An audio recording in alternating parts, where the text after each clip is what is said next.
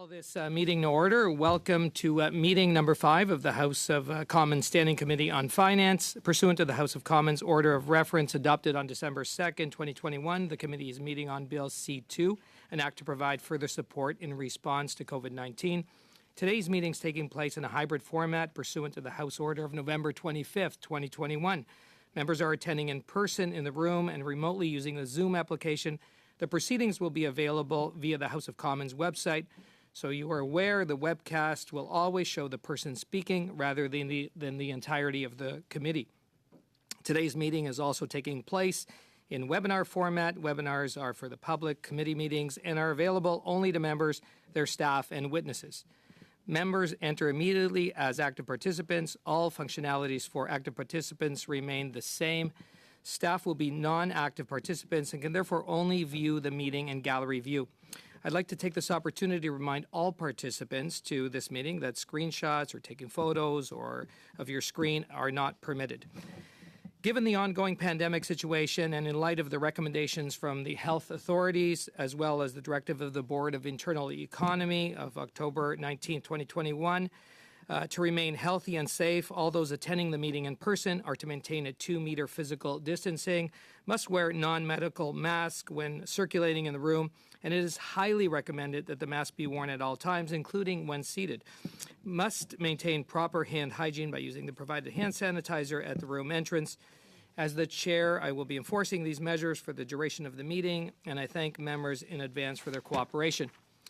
To ensure an orderly meeting, I'd like to outline a few rules to follow. Members and witnesses may speak in the official language of their choice. Interpretation services are available for this meeting.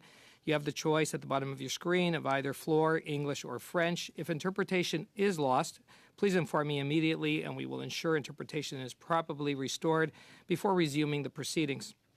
The raised hand feature at the bottom of the screen can be used at any time if you wish to speak or alert the chair. For members participating in person, proceed as usual. You would proceed as usually you would when the whole committee is meeting in person in a committee room. Keep in mind that the Board of Internal Economy's guidelines for mask use and health protocols. Before speaking, please wait until I recognize you by name. If you're on the video conference, please click on the microphone icon to unmute yourself. Those in the room, your microphone will be controlled as normal by the proceedings, a verification officer. When speaking, please speak slowly and clearly. When you're not speaking, your mic should be on mute. A reminder that all comments by members and witnesses should be addressed through the chair. With regard to a speaking list, the committee clerk and I will do the best to maintain a consolidated order of speaking for all members, whether they're participating virtually or in person.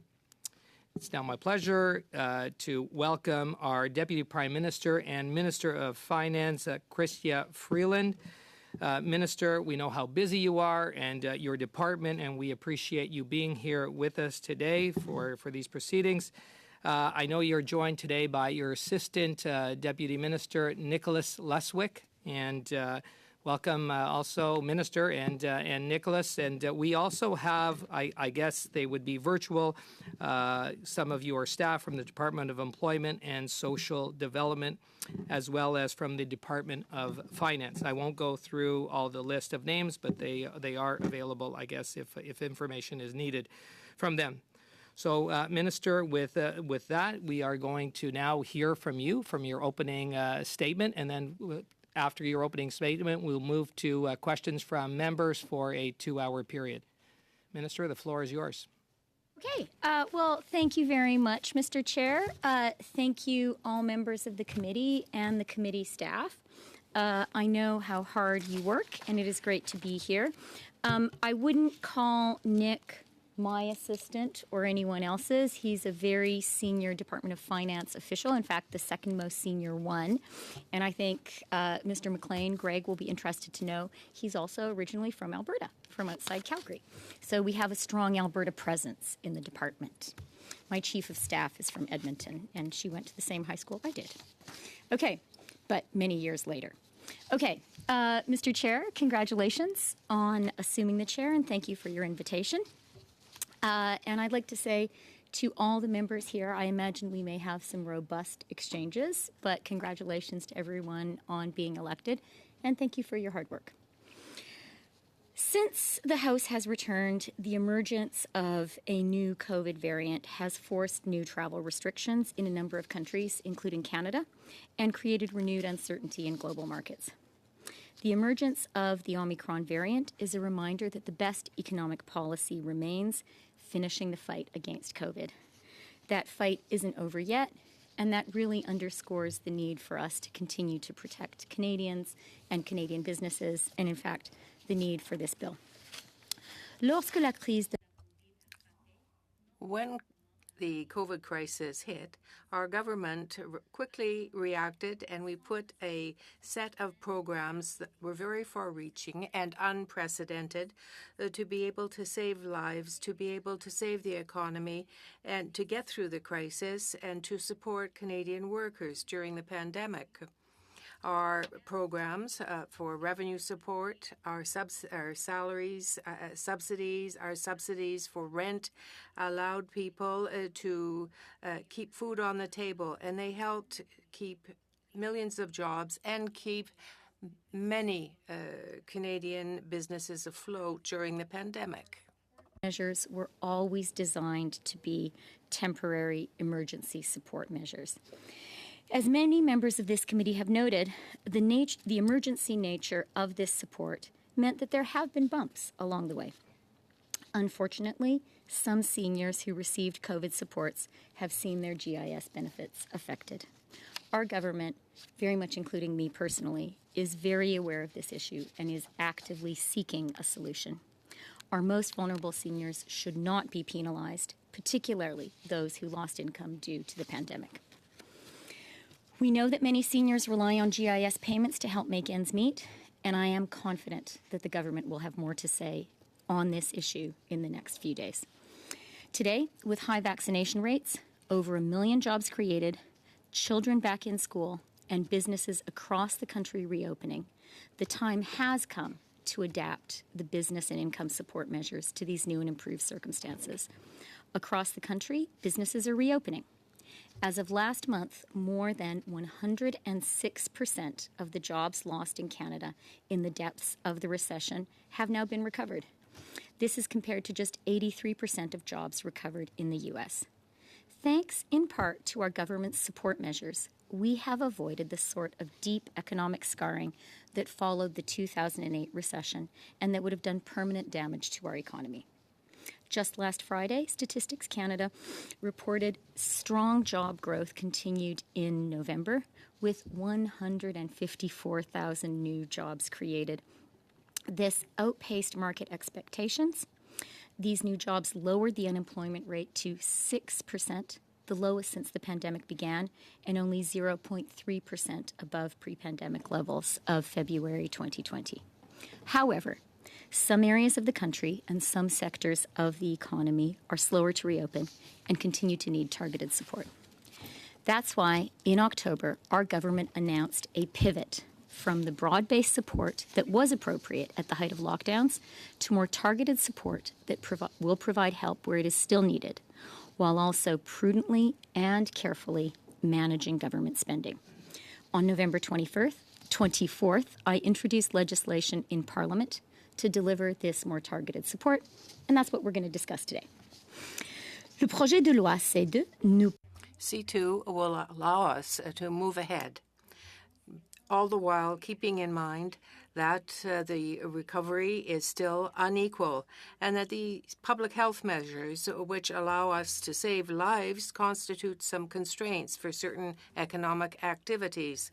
Given the fear caused by the new variant, Omicron, Bill C2 is even more important than ever, and this is why I'm here today to ask for help and to ask you to act in the best interest of Canadians and Canadian businesses that have gone through a very difficult period during the pandemic. Bill C2 offers essential aid for the economic recovery, and it will protect workers in those hardest hit sectors, particularly tourism. As is set out in the list of tourist and hospitality entities that are eligible, that was published with Bill C-2, we are sure that the artistic and cultural sectors, particularly those that put on shows directly and put on art exhibits and museums, will be eligible. Tangibly, what this means is that the bill includes measures that will be very important to help support the jobs of artists and those who work in the cultural environment. This being said, our government recognizes that the artistic and culture sectors have been very much hit, harder hit perhaps, disproportionately and negatively by the pandemic. This is why during the campaign we made the commitment of providing targeted support for workers who are self-employed.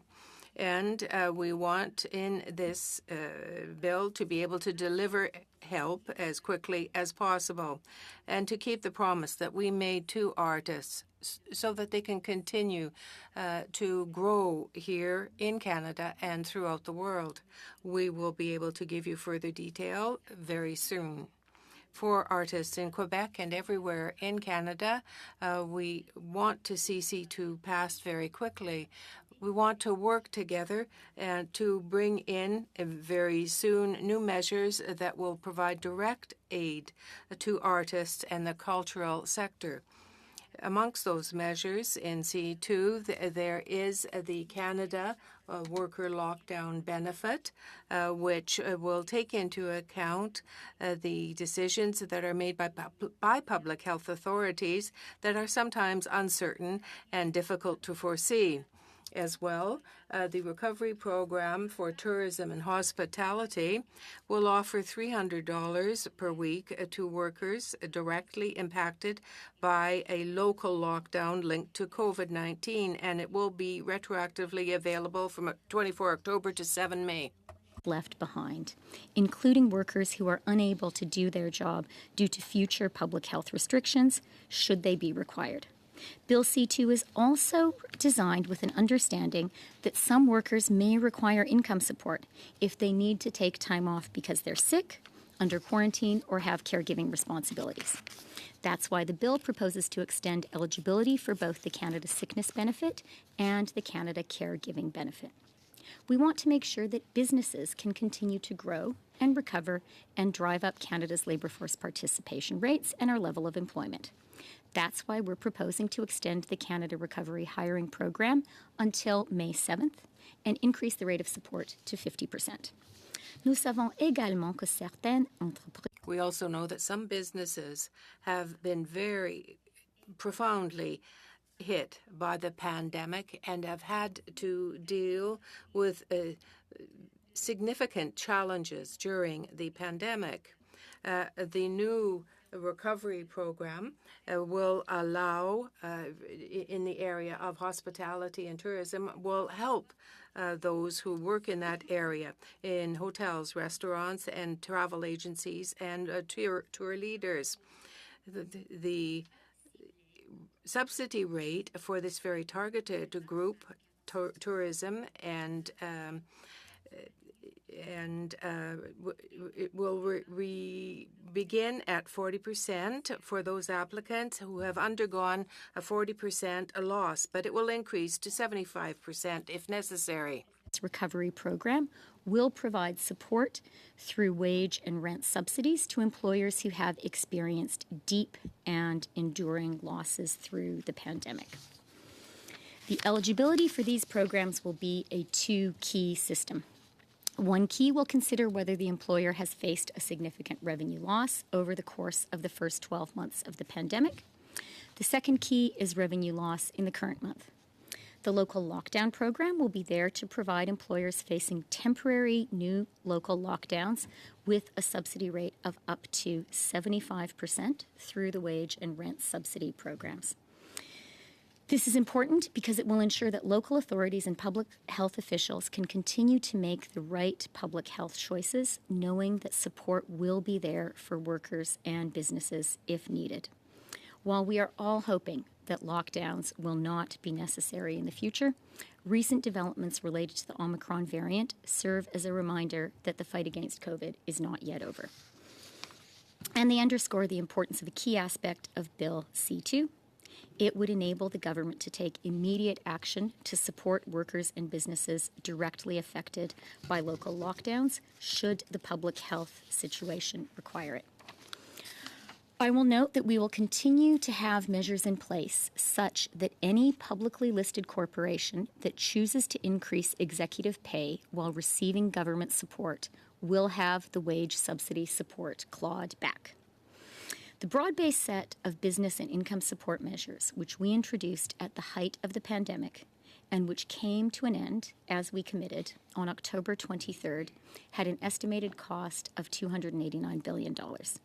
Mr. Chair, I can today report that the Department of Finance has estimated on October 21st that the total cost of the measures in Bill C-2 would be $7.4 billion, and it would come from the Consolidated Revenue Fund. The government will account for the potential economic impact of the Omicron variant, including the increased possibility of the need to use the insurance policy, which is the lockdown support measures in C-2, in our economic and fiscal update on Tuesday. Fighting COVID-19 and the subsequent lockdowns we put in place to save lives required unprecedented government spending in Canada and around the world. Canadians supported that extraordinary spending because they understood that it was not only the compassionate thing to do, it was the right thing to do economically. Le projet de loi Bill C-2 will allow us to continue to be there for Canadians by offering more targeted support and by prudently managing public monies. I hope that all members will vote in favor of this legislation for quick passage so that all Canadians will be able to receive the support they need quickly. Members of Parliament, I'd like to reiterate as clearly as I can that the single most important economic policy for Canada continues to be making sure that everyone who can get vaccinated does get vaccinated. We have one of the highest vaccination rates in the world, with 89% of Canadians 12 and older having received at least one dose of the vaccine. We have the second lowest mortality rate in the G7. Children between 5 and 11 started getting vaccinated last month. Many of our parents and grandparents are now getting their booster shots, and the rest of us will start getting them soon, too. And I have to say, speaking as a daughter, what a relief it is that our parents and grandparents are getting their boosters. And I think that feeling is one common to many Canadians.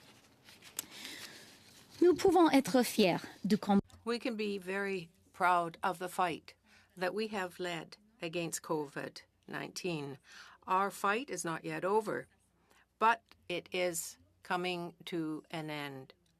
It's coming. The measures that are in this bill are an important part of the work that remains to be done. With that, I am very happy indeed to answer any questions you may have. Well, thank you very much, Minister, for that opening statement and the information. I know the members. Thank you for coming before our committee, and I know they're very eager to ask you questions about C2 and our recovery supports for those affected by COVID-19. And now we're going to move into our first round of questions. They will be, each member will have 6 minutes. We are going to start with the Conservatives, and we have Ms. Bergen for 6 minutes. Thank you. Thanks very much, Mr. Chair. Thank you, Minister, for being here. It's good to have you at our committee. Minister, I want to take you back to something that you said back in October of 2020. It was a speech that you were giving to the Toronto Global Forum, and at that point you stated that deflation and subpar growth was going to have a greater risk to Canadians, would be a greater risk than the threats of inflation and spiraling debt. Now, that was well after COVID had begun. The markets were rebounding. The housing market was heating up. Our own finance critic, Mr. Poilievre, warned back in May and many more times that inflation was going to be the threat. And it is truly the threat that Canadians are facing right now. We've just heard today Canada's food price guide has just said that, again, food prices are going to be going up. So you're asking us today to look at C2. You're asking us to approve more money that's going to be inserted into the economy. We're not sure where that's coming from, if you're going to be borrowing, if you're going to be cutting other programs. But what we do know is Canadians are dealing with an inflation crisis, one that up until even about a week and a half ago, you were not admitting was even happening. So my question is regarding your comments back in October of 2020. Were you ill-informed? Did you believe that deflation was going to be the problem? Were you trying to manipulate, maybe not viciously, but were you trying to manipulate? I'm trying to get to the bottom of what were you thinking when you said deflation was going to be a problem in October 2020? When we saw, between March 2020 and October 2020, we saw the signals in the economy that things were already roaring and heating up. So what were you thinking? Were you ill-informed, or why would you say that? Well, thank you for the question. And actually, I have before me the speech that I gave then, which I reviewed this morning. And let me say that the challenges of what has been called by people like Larry Summers, Olivier Blanchard, of secular stagnation, I believe were a significant challenge to Western industrialized economies prior to the COVID recession and continue to be a serious medium-term risk. What secular stagnation we experienced and showed us, and the longer-term challenge there, is that Western industrialized economies face a challenge in the medium term of subpar growth with an aging demographic. And that challenge of subpar growth, of deflation, which probably prior to COVID we saw most notably in Japan, is indeed something that policymakers who think about the medium and long term, as we certainly do at the Department of Finance, need to be concerned about. So I think it's absolutely appropriate to be thinking about those medium-term structural challenges of subpar growth, of deflation. And that actually is one of the reasons that I think we as a country really need to focus on how can we bring in structural policies that will structurally improve Canada's long-term growth trajectory. And I would just like to return to some recent comments made by an economist I respect very much and who I know Prime Minister Harper respected very much, and that is Stephen Poloz.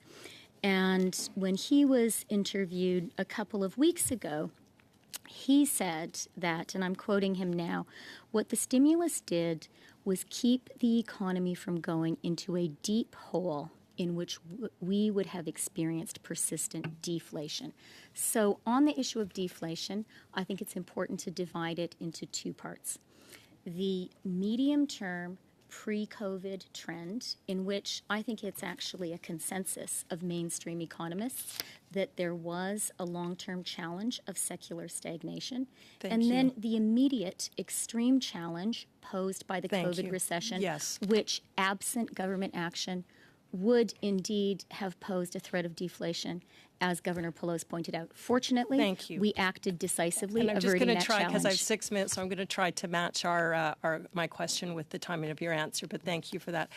Two things on that quickly. How much time do I have, Chair? About a minute and 15 seconds. Yeah. So Mr. Poloz is the same man who said in May 2021, I can flippantly say not to worry about inflation.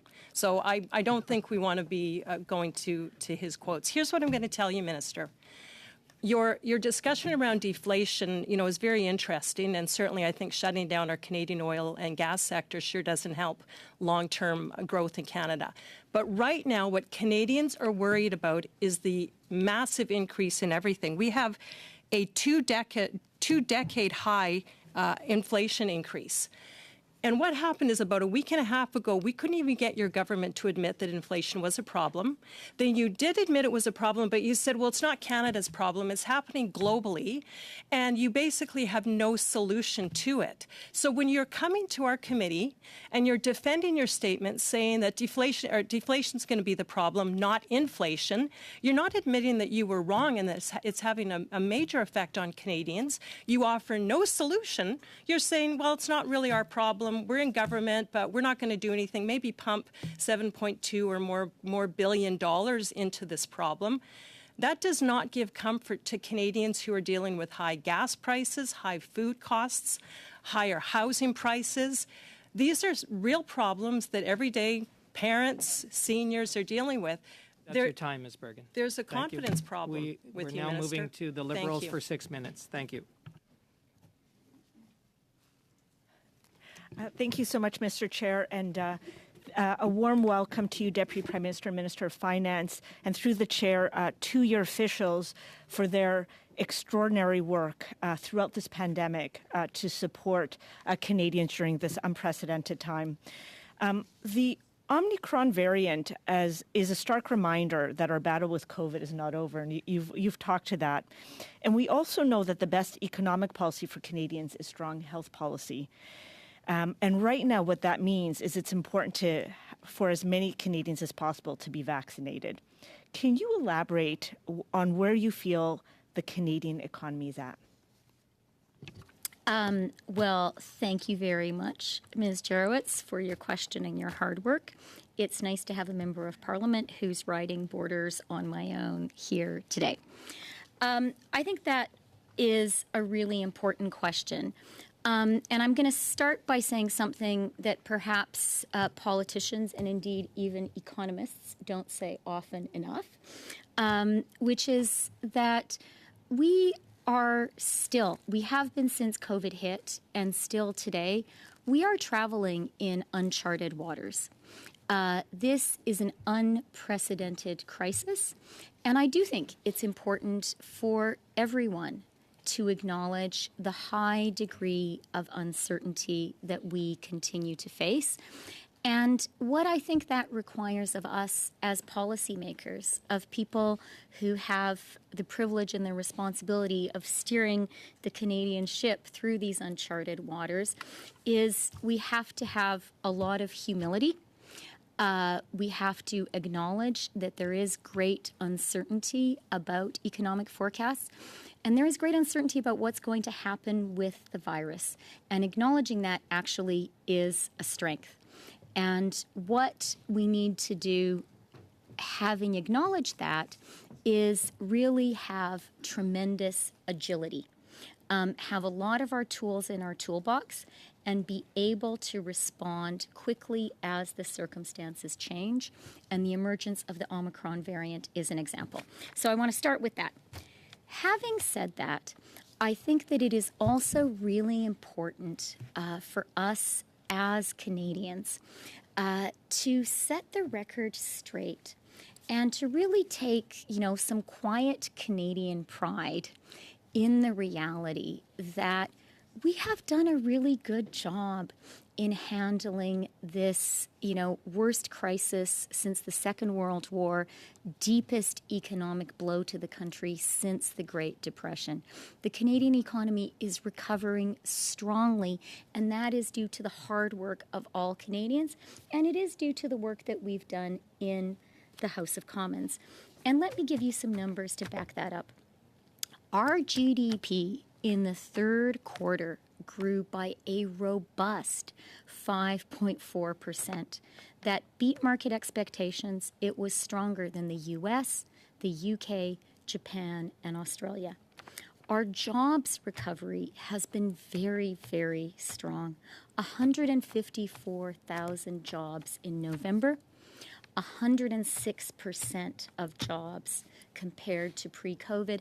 And I really want to emphasize that for our government, focusing on the jobs recovery has been at the core of everything we've done, because we understand that for every Canadian, or the vast majority of Canadians, the way to make life affordable, the way to have a good life is to have a job. It starts there. And so I am really pleased to share with this committee and with all Canadians how strong our jobs recovery has been. Canadian households have weathered the storm remarkably well. Savings in the third quarter were 11%, and that compares to an average of 3.4% between 2010 and 2019. Deposits are $105 billion, 4.3% of GDP. That is above pre-pandemic levels. So Canadian households have been wise, prudent. They have handled this crisis very, very well. And our exports surged to $56.1 billion in October, the highest level ever. So, yes, there are challenges ahead. Yes, there is a great deal of uncertainty and unpredictability. We need to be prudent and keep the insurance policy of lockdown support, keep this targeted support for the hardest hit sectors. But I also think Canadians should take, some quiet Canadian pride in how well we have handled this historic challenge. Thank you so much. How much time do I have? 30 seconds. Maybe in the last 30 seconds, just because you almost ended on that, you talked about the pivot from broad-based to more targeted, but you also talked about we have to prudently and carefully manage government spending.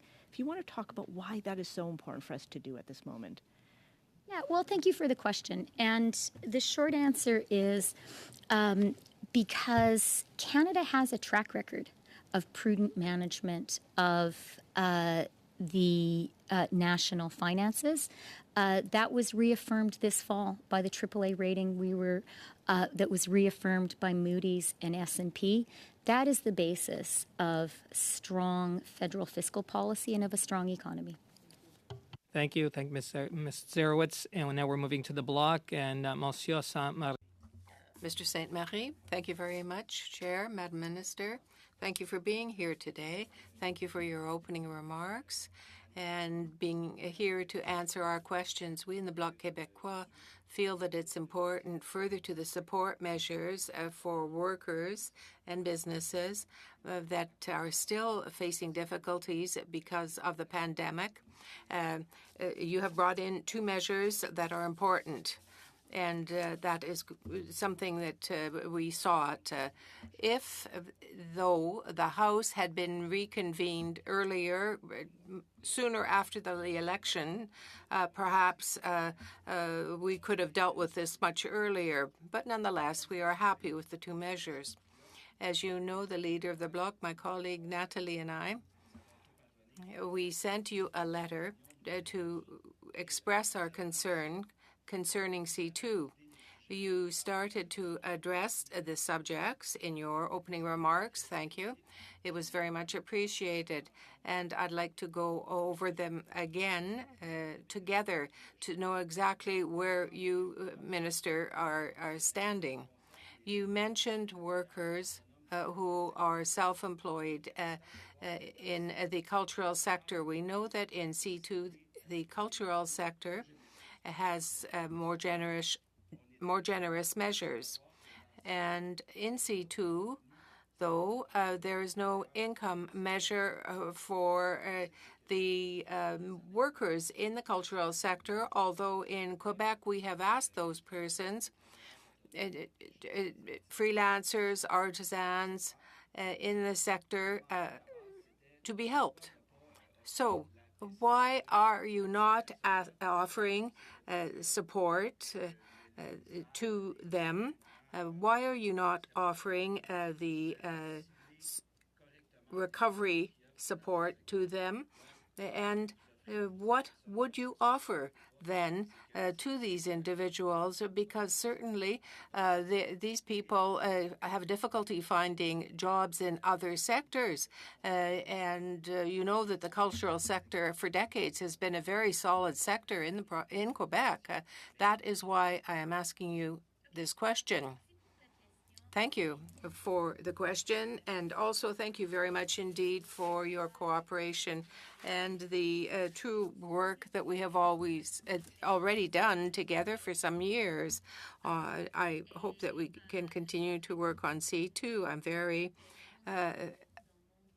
very happy that you have understood the effort that we made to mention what you had described in your letter in my opening remarks. Now, with respect to the cultural sector, I'd like to begin by saying this. Our government is very aware of your concern for the cultural sector, and it is an economic sector. It is a very important sector as well, socially, culturally, and for Quebec and Canada. During our negotiations, we highlighted that, and we paid attention to the cultural sector because our government is aware of its importance, above all, perhaps, for Quebec, but not just for Quebec, for everyone.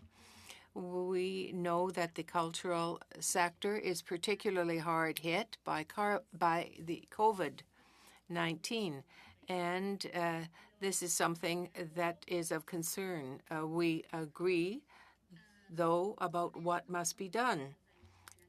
Now, we have to ask ourselves, how do we do what must be done? In October, we made a decision, and I'm completely convinced today that it was the right decision to change what we were doing, to go from support program, broad-based ones, to more targeted support programs. We did that because the situation had changed. We did that because our fight against the virus, which had succeeded quite a bit, allowed us to change our approach. And it's important for us, like it's important for everyone here around the table, to have a prudent approach, fiscally speaking. We changed from a broad-based general approach to a targeted one. In order to have this targeted approach for the cultural sector, we are going to do three things. First of all, the programs in C2 will help many of the businesses in the cultural sector. That has to be noted. Secondly, we understand, and I agree with you, that there also is this matter of the independent workers, self-employed workers in the sector. We want to have a targeted program because they are in a specific peculiar situation, but during the campaign, we committed to working on a program for them. And I can reiterate to you today and to say publicly that we are in the process of doing that. We are going to do that. Thank you. Thank you, Minister. Mr. Sainte-Marie. Now to the NDP and Mr. Blakey for 6 minutes. It's good to see you, Committee Deputy Prime Minister. As you know, I only have 6 minutes, and I am hoping to get in more than one question. So if the answers are long, I may cut in a little bit. Working middle-class Canadian families are certainly feeling the pinch at the grocery store, as are the financially vulnerable, people living with disabilities, seniors on fixed incomes. It's not because I think Canadians are suddenly buying way more food than they did before. In other words, it's not too much money chasing too many goods in the grocery sector. There are other factors at play, but one of the roles that government can play is to support people financially in what continues to be a difficult time because of the pandemic. But in fact, a lot of vulnerable people, whether it's low-income families on the CCB, recipients of the Canada Worker Benefit, or GIS recipients, are seeing their benefits clawed back. And I know you talked a little bit about the GIS issue in your opening remarks. But C2 doesn't actually include any provisions that would prevent the clawback that we're seeing. So, I mean, it's one thing to have to address it retroactively for the CERB and for the CRB. The Canada Worker Lockdown Benefit is a forward-looking benefit. But there's nothing in there that would prevent the kind of clawback that we're seeing. So I'm wondering why your government chose not to include anything that would prevent a similar clawback in this legislation. First of all, thank you very much for the question. And just to reiterate on the GIS, because that's a point that you have raised in the past and that the Bloc has also raised, the GIS and the CRB clawbacks. We recognize that this is a challenge, and we recognize that we need to address it. It is pretty technically complicated, but we will address that challenge. I also want to point out that I accept your core contention that there is an affordability challenge, especially for the most vulnerable Canadians. That is certainly true, and it's something that we're thoughtful about. It's one reason that it is a good thing that some of the benefits that go to the most vulnerable Canadians, the GIS, the CCB, the GST tax credit, are inflation linked. So I think one piece of assurance that we can collectively offer to the most vulnerable Canadians is the benefits that they depend on are actually going to be, linked to the costs that they face in their lives. And I want to say one last thing because of your union background, if I may. I do really think the single most important thing for working people is to be able to work.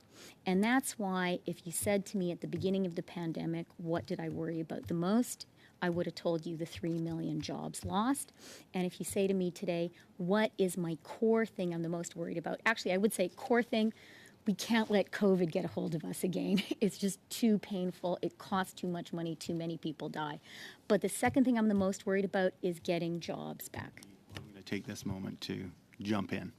And I certainly agree. We want jobs for Canadians to be able to work, but we also want to remember that there are Canadians who, for reasons beyond their control, are not able to work, or they've taken their retirement because they worked all their life, and we need to make sure that they're able to continue to live with dignity, whether it's in their retirement or in their adult life where they're not able to have a job. When we talk about the financially vulnerable, some of those folks are being pursued despite reassurances from government that if they had applied for the CERB in good faith, they wouldn't be punished. So the clawback is one way that that's happening. But I think of the example, for instance, of kids in Manitoba who were in the foster system who graduated out of foster care. They were told by the provincial government in Manitoba, there were no jobs available that summer. It said you can't apply for social assistance until you've applied for every other possible form of financial relief. By the way, here's the website to CERB. They went, they did what they were told, they applied for that. They weren't eligible, but they were being told that that's what they had to do on pain of not being able to receive any other benefits. Now they're being asked to pay back up to $14,000, $16,000. That's why people like Campaign 2000 have been calling for a low-income CERB repayment amnesty. It's not something the government has indicated they're prepared to move on, although we believe you should. My question is, how much money does the government expect to get back from these financially vulnerable Canadians that clearly don't have the means to pay it back? And what is the value in pursuing them if the government isn't going to realize any significant revenue from that? Look, it's a very good question, and the specific case in Manitoba is a very particular one that I think deserves particular attention. What I will say about these programs is they were designed to provide the massive broad-based support to millions of people very quickly in an emergency. And in delivering the programs, we had to balance two things. And by we, I actually mean we collectively, because we all did debate them and think about them a lot, I think.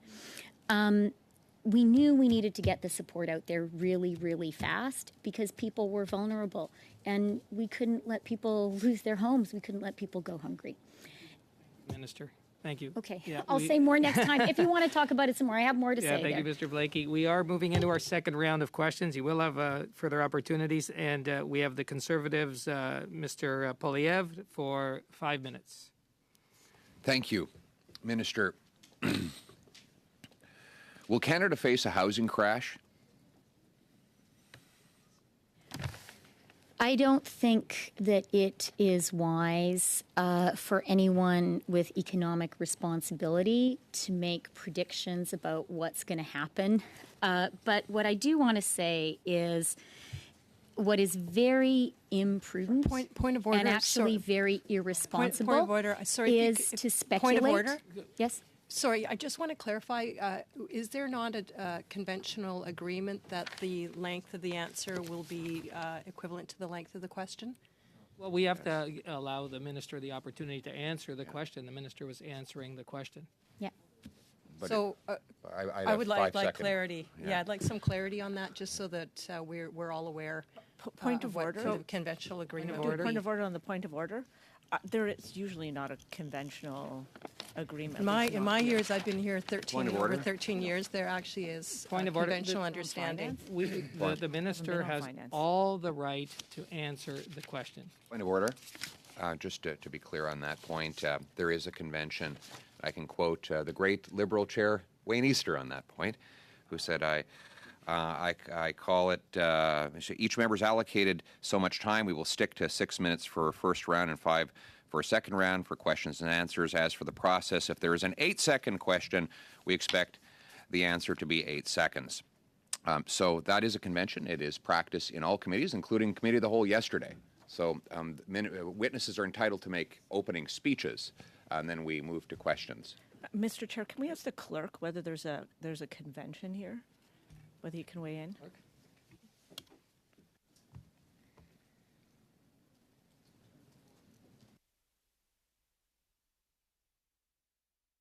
It is to the chair's discretion, and so I would say that the minister, you have the right to answer the question. And I do not believe a question could be asked in 2 seconds or 3 seconds, and that will not give sufficient time to answer the question. So allow the minister to answer the question. So is the minister's answer that the minister, I guess, has given her answer. Oh, the I actually minister- wasn't finished. I was minister- cut off, in fact. All right. So the question was whether she thinks there will be a housing crash. Yes, and so let me just say, Yes. I think that it is really incumbent on everyone in this committee. We're all members of Parliament.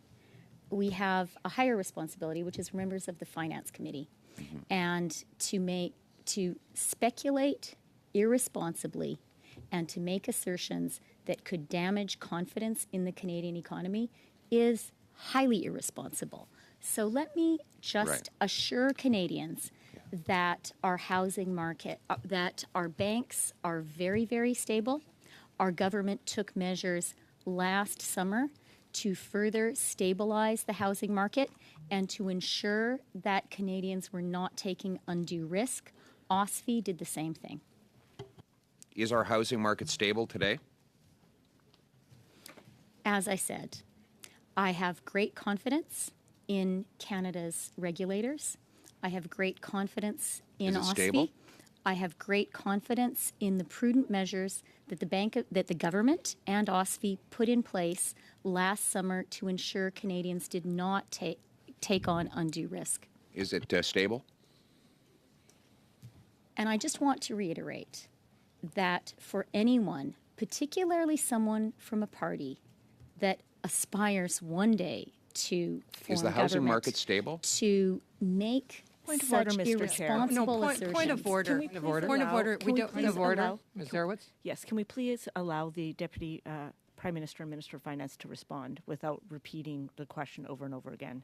Point of order. Point of order, Ms. Bergen. Chair, you've ruled that you want to give the minister the ability to respond, to answer the question. I think the minister is now wading into telling opposition members how to do their job. So respectfully, I've chaired a committee before. That's not a point of order. It's absolutely a point of Ms. order. Bergen, what I'll say is it is very difficult with crosstalk for the is interpreters, difficult. for one, for the interpreters, because I do Then hear from the do your job and So- and allocate the time accordingly, and let us get on And with that the is what questioning. that is what is being done, Mr. Polyev. So allow the minister to answer, and then ask your next question, and allow the minister to answer, and then we will continue All right. in that format. So we're not going to get an answer on whether the minister thinks the housing market is stable. My next question is, what is the total amount of public and private debt in Canada today? We are going to give a full report on Canada's public finances on Tuesday, but I am happy to say that the net worth of Canadian households is up 22% from the beginning of the crisis, and that in Q3 the household savings rate was 4%. The question is was total 11% debt of compared Canadians to today. 3.4% in. Just, sorry, Minister, just for the interpreters, it is very difficult, the I agree. crosstalk that happens when you interject and not allow just the finishing, at least of a sentence. So allow the Right. minister just to conclude her Right. remarks. Well, it was the question was, what is the total debt level, public and private, in Canada today? Just looking for that particular number. And I am happy to say that on Tuesday, just a few days from now, we're going to give a full public accounting. But I am pleased also to remind the member that the savings rate of Canadians was 11% in the third quarter, up from 3.4% between 2010 and 2019. Question for Mr. Leswick. Does he know the total debt, public and private, that exists in Canada today? I believe that the rule is that the questions go to me here. Is he a witness? He is a witness. I'm just thought not he might sure. he might have the number. Witnesses do Questions have can be posed to they him. can, Okay, Nick, yes. go ahead if you wish. I apologize to the member. I don't have that number at my fingertips. That's a pretty important number. I'm amazed that a Minister of Finance and a senior finance official would not know how much debt there is in Canada today. What would be the total cost for if there were a 1% average increase of interest rates on Canada's national debt per year? Just the number. And here, just let me say, when we publish the economic and fiscal update on Tuesday, we will include, as we did in the budget, as we always do, downside and upside risk scenarios. And Right. those will include a careful accounting of Thank you. I the appreciate impact that. of higher the than question was expected really interest how much rates. it would cost if interest rates went up even 1 percentage point on Canada's national debt. The minister, this is sort of a number we would expect the government to know on any given day, not to have to wait for a report. So what would it cost for a 1 percentage point increase in interest rates on Canada's national debt? Just the number, please. The information that is published in the economic and fiscal update, which will be on Tuesday, is market sensitive. We publish it all at the same time, and I have not come to this committee for an early reveal of the economic and fiscal update. But all the numbers are there, All and right. I do want to say, Well, because that it is based on your most it is recent important- publication. Based on your most recent important to say publication, to what's the number? Canadians Point that of order. Ruling that the minister is to be allowed to answer the questions, and once again, Mr. Polyev was not allowing the minister to answer the question. Just decorum, Mr. Polyev, and your time is actually up, so we are going to be moving now to the Liberals, and Mr. Baker, you have the floor for 5 minutes. Thank you very much, Mr. Chair. Madame la Vice-Première Ministre, merci d'être. Thank you for being here, Deputy Minister, Prime Minister. Thank you for answering our questions. I would say that since the outset of COVID-19, the government has protected Canadians with measures, public measures, with vaccinations, and Canada has one of the highest rates of vaccination. The government has also supported Canadians and Canadian businesses with support that which is calculated to be some $289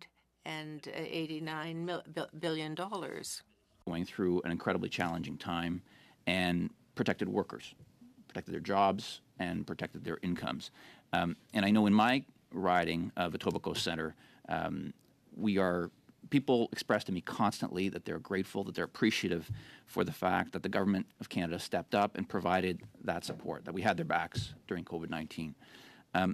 Could you have described the measures in Bill C2 in your remarks as what you call sort of the final pivot. And so for the constituents of Etobicoke Centre who I know are eager to know about C2, what supports will be offered, could you explain what the final pivot means? Well, thank you very much for your hard work, Mr. Baker, Ivana, and for your constituents in Etobicoke. The reason that we are describing C2 as the final pivot is because we have come a long way in our fight against COVID, and we have come a long way in our fight against the COVID recession. And that is a really good thing.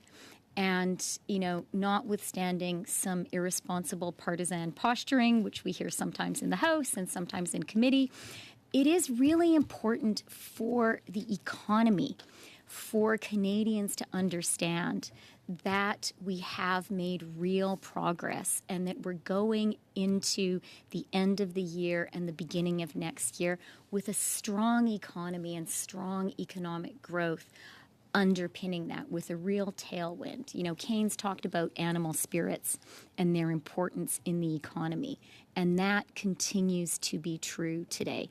So I do really want people to come away from today with an understanding that we have done a really, really good job as a country dealing with what was a devastating economic crisis and what could have been much, much worse, particularly on jobs, but also on a strongly recovering GDP.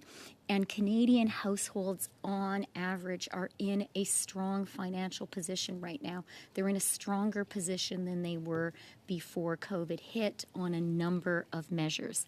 So that is good news. Why then is C2 necessary? Well, it's necessary for two reasons. One, we know that there are some sectors which, through no fault of their own, are particularly hard hit and just cannot fully reopen. Tourism, hospitality, we spoke earlier today about the culture sector as well.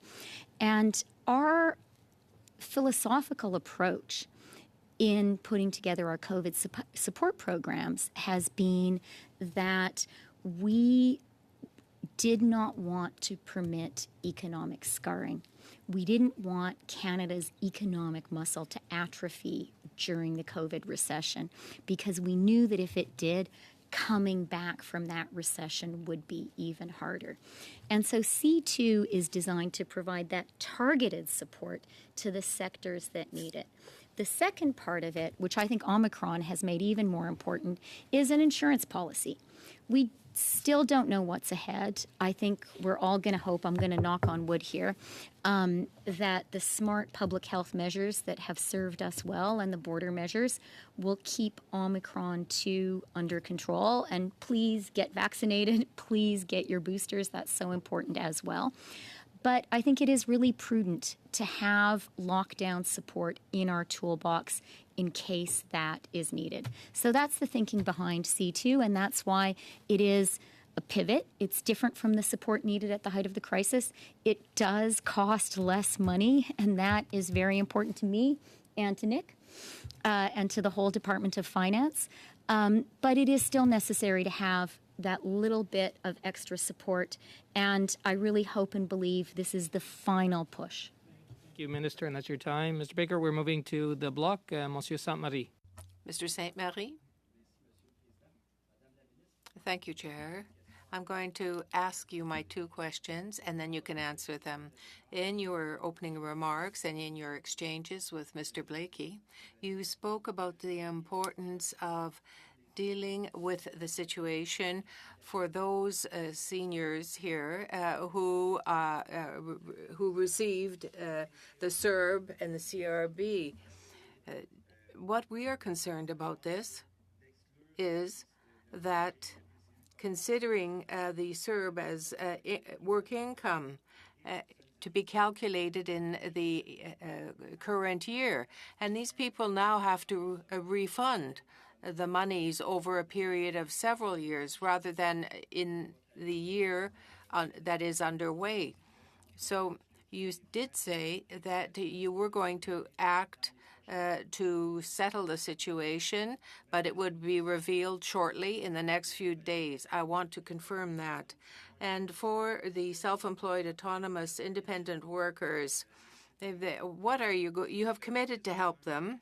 You are saying that there will be a targeted program for these persons. Well, I would like to have an assurance from you that the program that will be put in place will be put in place shortly and will have sufficient measures in it to help those people working in those sectors. Yes. Thank you for your two questions. Yes, I'm sorry. Thank you for the two questions.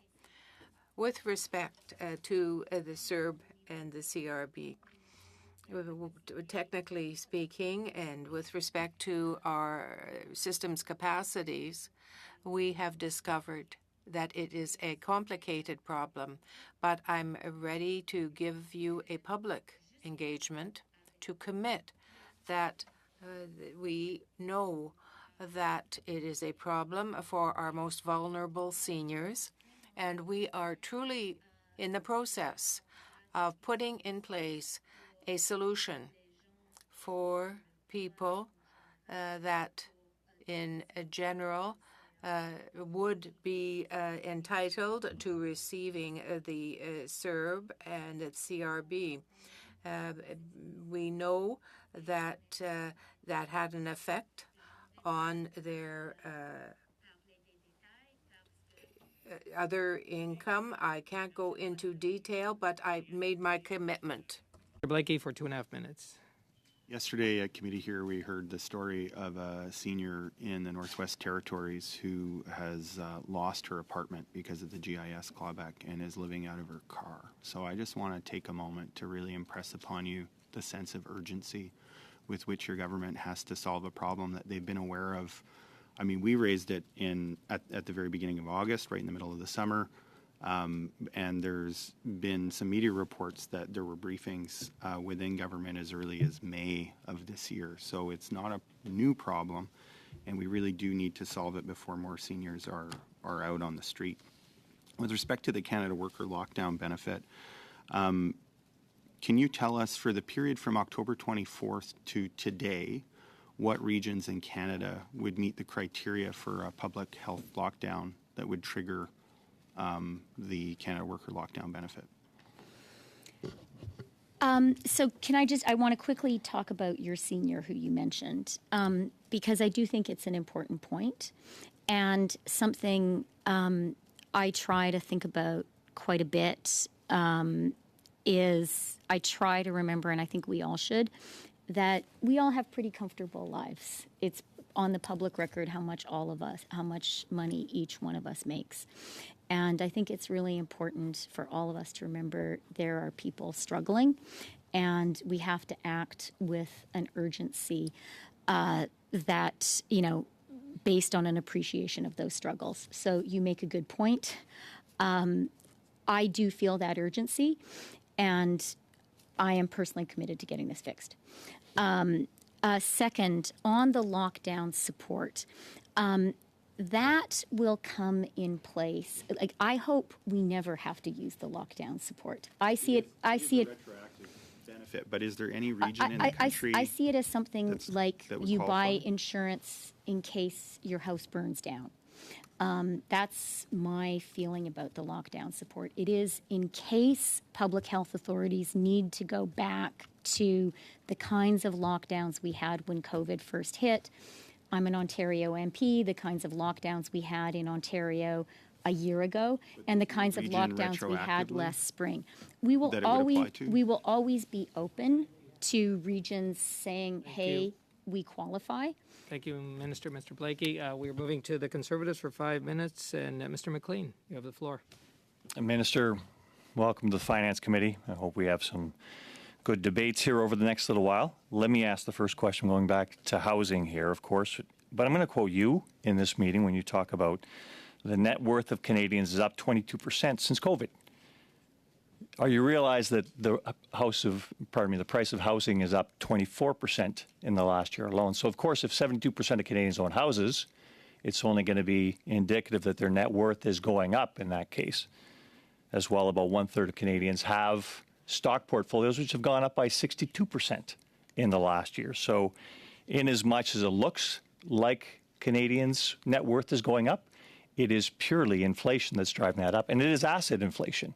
So people with assets pre-COVID are actually doing very well on a relative basis, but people without those assets, and there are a lot of Canadians without those assets, are not doing nearly as well. So you're creating a huge divide between the haves and the have-nots in society.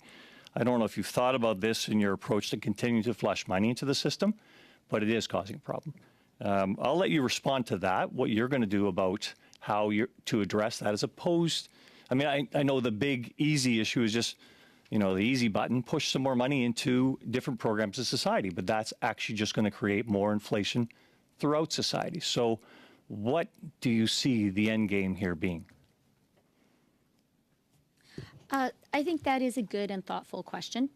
And I actually do think a lot, as I'm sure do you, and I hope all members of this committee, about the income distribution effects of various policies that we put in place.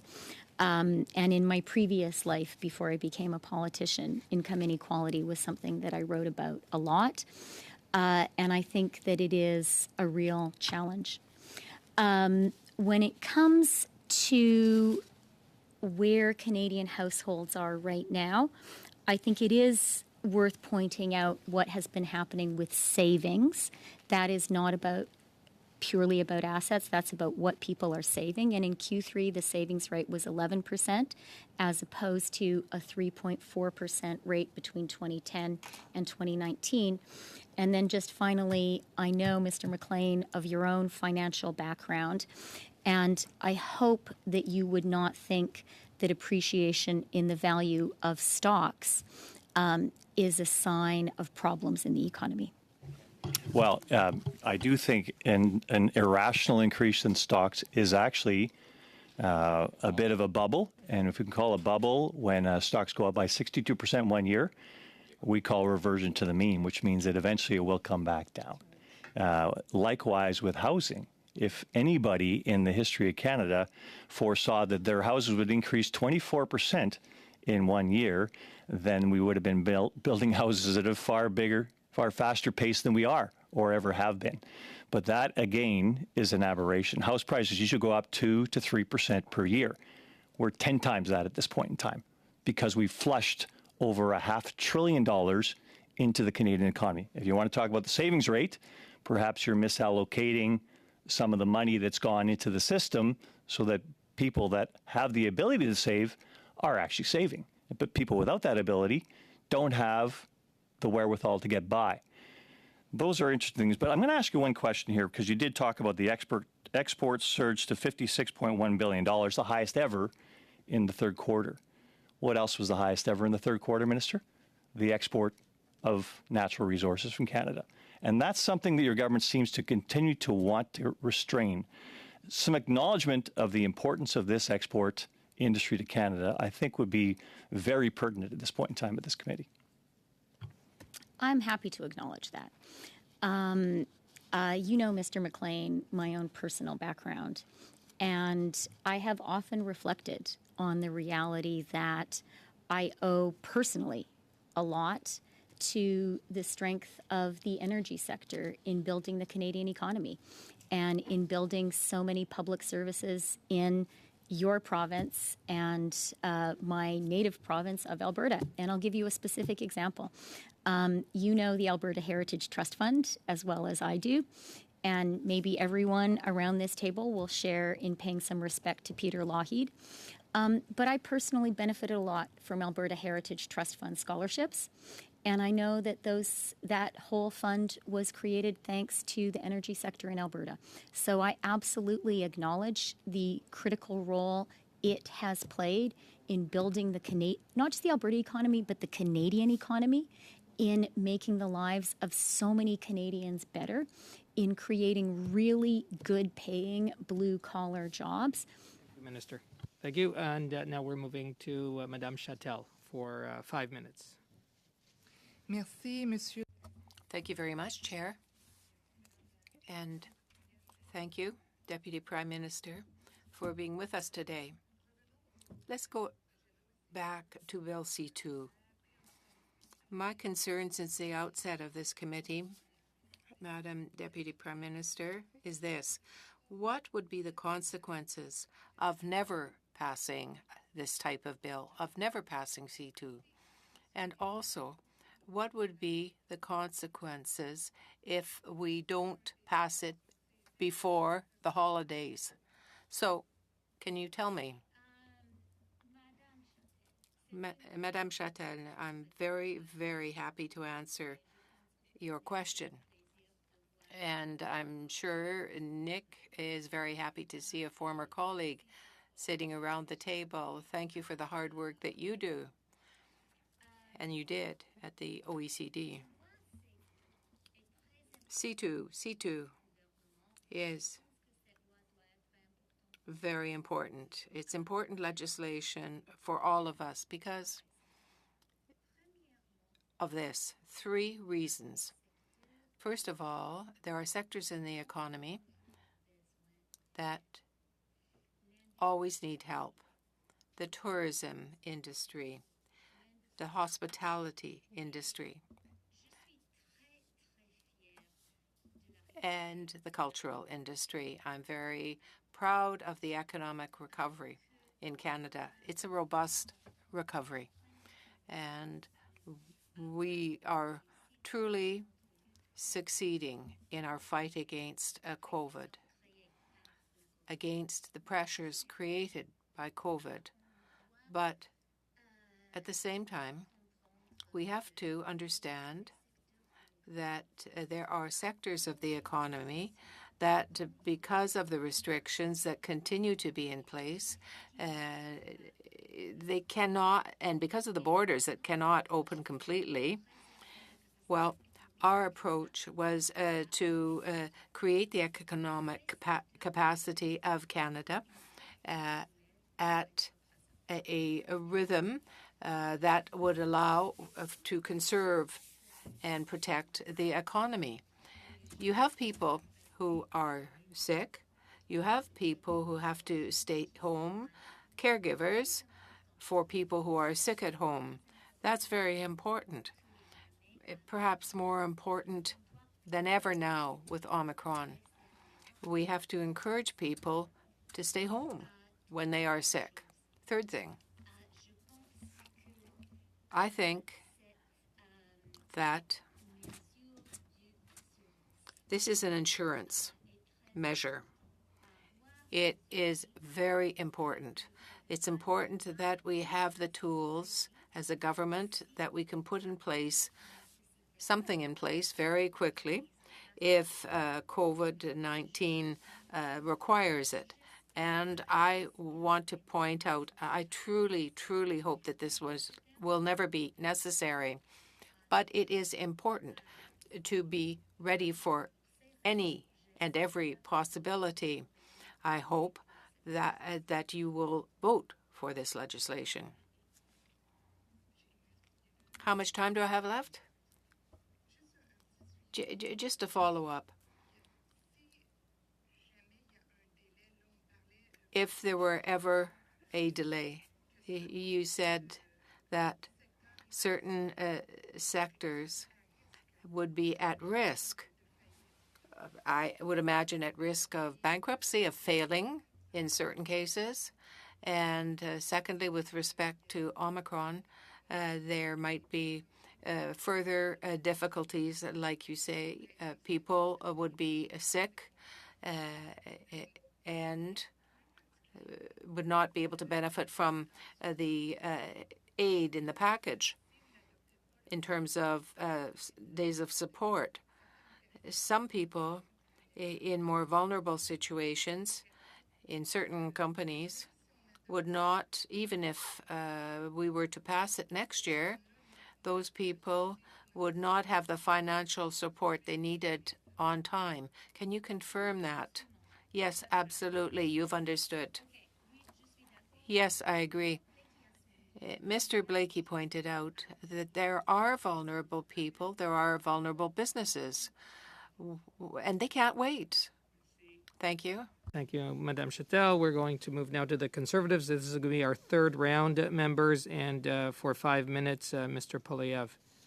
Thank you. I'm going to go back to Ms. Bergen's point about the minister's mistake when she claimed that Canada's greater risk was deflation rather than inflation. 6 months earlier, Conservatives had begun warning about the inflation threat, and yet she went out in October of 2020 when house prices were already rising. They were up 12% in half a year. Mortgage lending was ballooning, stock markets were rising, and since she made her prediction about deflation, there has not actually been a single month of deflation in Canada. In fact, now we have the highest inflation in 2 decades, and we have housing price inflation of 20% since she took office, including a 20% increase in land prices, which, of course, are not linked in any way, shape, or form to supply chains. Now, this mistake that she made against our warnings has great consequences, of course. Now, food prices are going to go up $1,000 this year for single mothers who can't afford to pay their bills. Young people are living in their parents' basements because they can't afford homes, something the minister was celebrating a moment ago when she thought all of this asset price inflation was a good thing. And today her only defense is, well, it's great that the stock market is up. Well, sure. For the plutocrats, that is great news. Their assets have been inflated by the minister's excessive spending and money creation, as have millionaire mansion owners in her social circles. But for working class folks who can't afford stocks or houses or bonds or other things that she's inflating, all they've got Point of order, is Mr. a Chair. real pay. Is there a question in there somewhere? Oh, that's not a point of order. Yeah. Come on. We'll allow the member to continue. Thank you. So these sorts of mistakes have consequences. But I noticed that the minister used to defend her faulty prediction of deflation. She said that she was just relying on Larry Summers. Well, actually, Larry Summers made the same prediction I did, which was that deficit spending would lead to this inflation. I'll quote him. First, while there are enormous uncertainties, there is a chance that macroeconomic stimulus on the scale closer to the World War II levels than normal recession levels will set off inflationary pressures of a kind we have not seen in a generation. So if she'd even listened to a liberal economist who has been predicting that there would be inflation as a direct result of government spending and central bank money creation, then she would not have got us in the mess that she's created today. So would she agree with Larry Summers, whom she just quoted, that, in fact, deficit spending is contributing to inflation here and in the United States and in other places where governments have behaved similarly irresponsibly? Mr. Chair, let me just start by saying that it's really important for Canadians not to be misled by a false narrative about where we are in the Canadian economy. And that is important because confidence, because people's attitudes have a very real impact when it comes to our future prosperity. Confidence, animal spirits, a certainty about where we are going in the future is a very real economic factor. And so it's really incumbent on me to correct the entirely misleading impression that Canadians are being given here, which is that somehow our economic policies aren't working and that somehow our country is not doing what is in fact the case, which is we are in the midst of a really strong recovery from a really dreadful external event. The external event was a global pandemic. Our government responded at scale and appropriately. The result is GDP growing robustly, jobs all are back, strong exports, and household finances in good shape. That is a good story, and that is what Canadians need to feel confident about. Mr. Thank you. That is your time, Mr. Polyev. Thank you. We are moving now to the Liberals and Mr. MacDonald for 5 minutes. Thank you, Chair and Deputy Prime Minister. It's great to be here. I'm new to this committee, but I'm finding it very interesting, obviously. Escalating issues around the world are taking a toll on economies everywhere. And I just wanted to touch base with you in regards to Canada continues a positive trajectory. And the numbers speak for themselves. We could argue all day on this economist said this and this economist said that, but it's proven. It's the labor force survey that just recently came out and so forth. Can you just expand on the particulars of why we're in this trajectory? Well, first of all, welcome to this committee and welcome to the House, Mr. MacDonald. It's great to have you here. And I think colleagues would probably agree with me. This is one of the livelier and more consequential committees. So it's really good to see you here.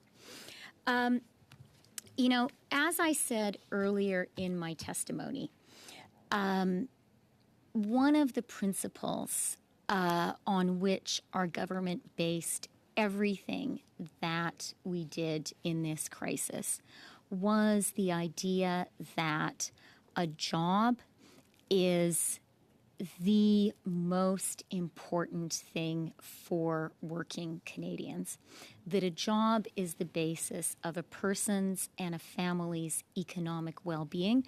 Having a job actually is also really socially and psychologically important. And so probably the moment that got me the most worried when COVID hit was in that the immediate aftermath of the lockdowns, when we saw we lost 3 million jobs. That was a lot. That was devastating in the lives of 3 million people, and probably a lot more than 3 million people, because in the lives of the families and friends of all those people who lost their jobs. And that was the deepest hit that the Canadian economy had taken since the Great Depression. And so we knew we had to act, and we had to act quickly. We acted with the CERB because we wanted to be sure that vulnerable people could pay their rent, could pay their mortgage, could buy groceries. We also acted with the wage subsidy, and I just want to emphasize how important, in my view, that was, because it allowed people to stay connected to their jobs, and it prevented economic scarring. And what that has meant, I believe, I think we see it today in the numbers. Canada's jobs recovery has been outpacing market expectations. We're at 106%. It is strongly outpacing what we're seeing in the U.S., which has only had an 83% jobs recovery. I don't want to give Canadians the impression that I think our work is finished.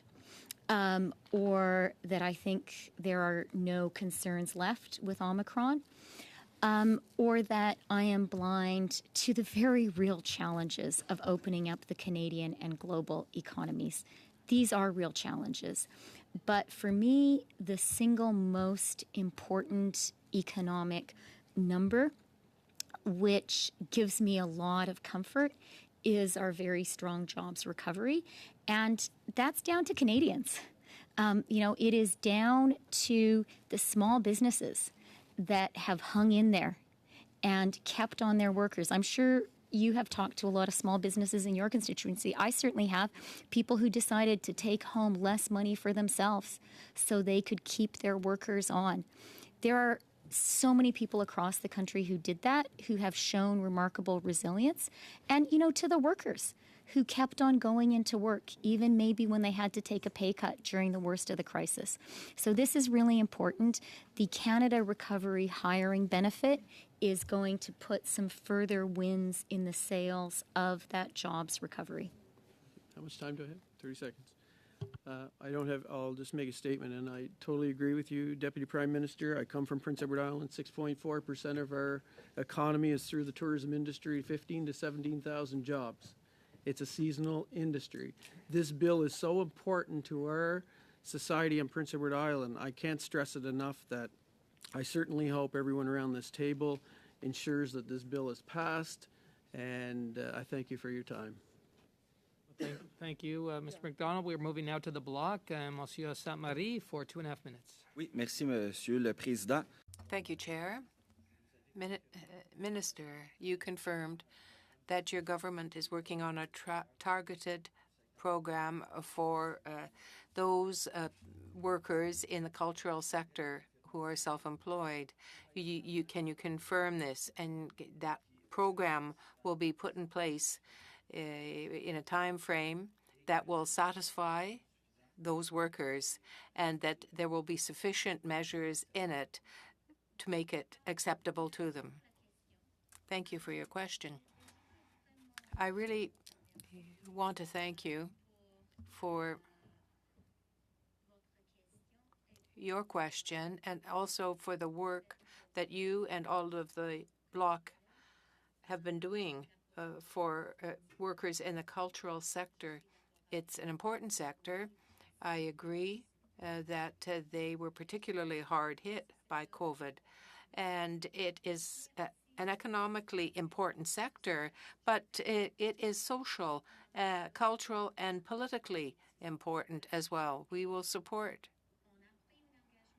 the sector. We committed during the election campaign to do so, and I will say again today that we have an aid program that we are consulting about to have the tools, the necessary tools that we will use, and we want to be able to help the cultural organizations, and we involve them so that it's an appropriate program.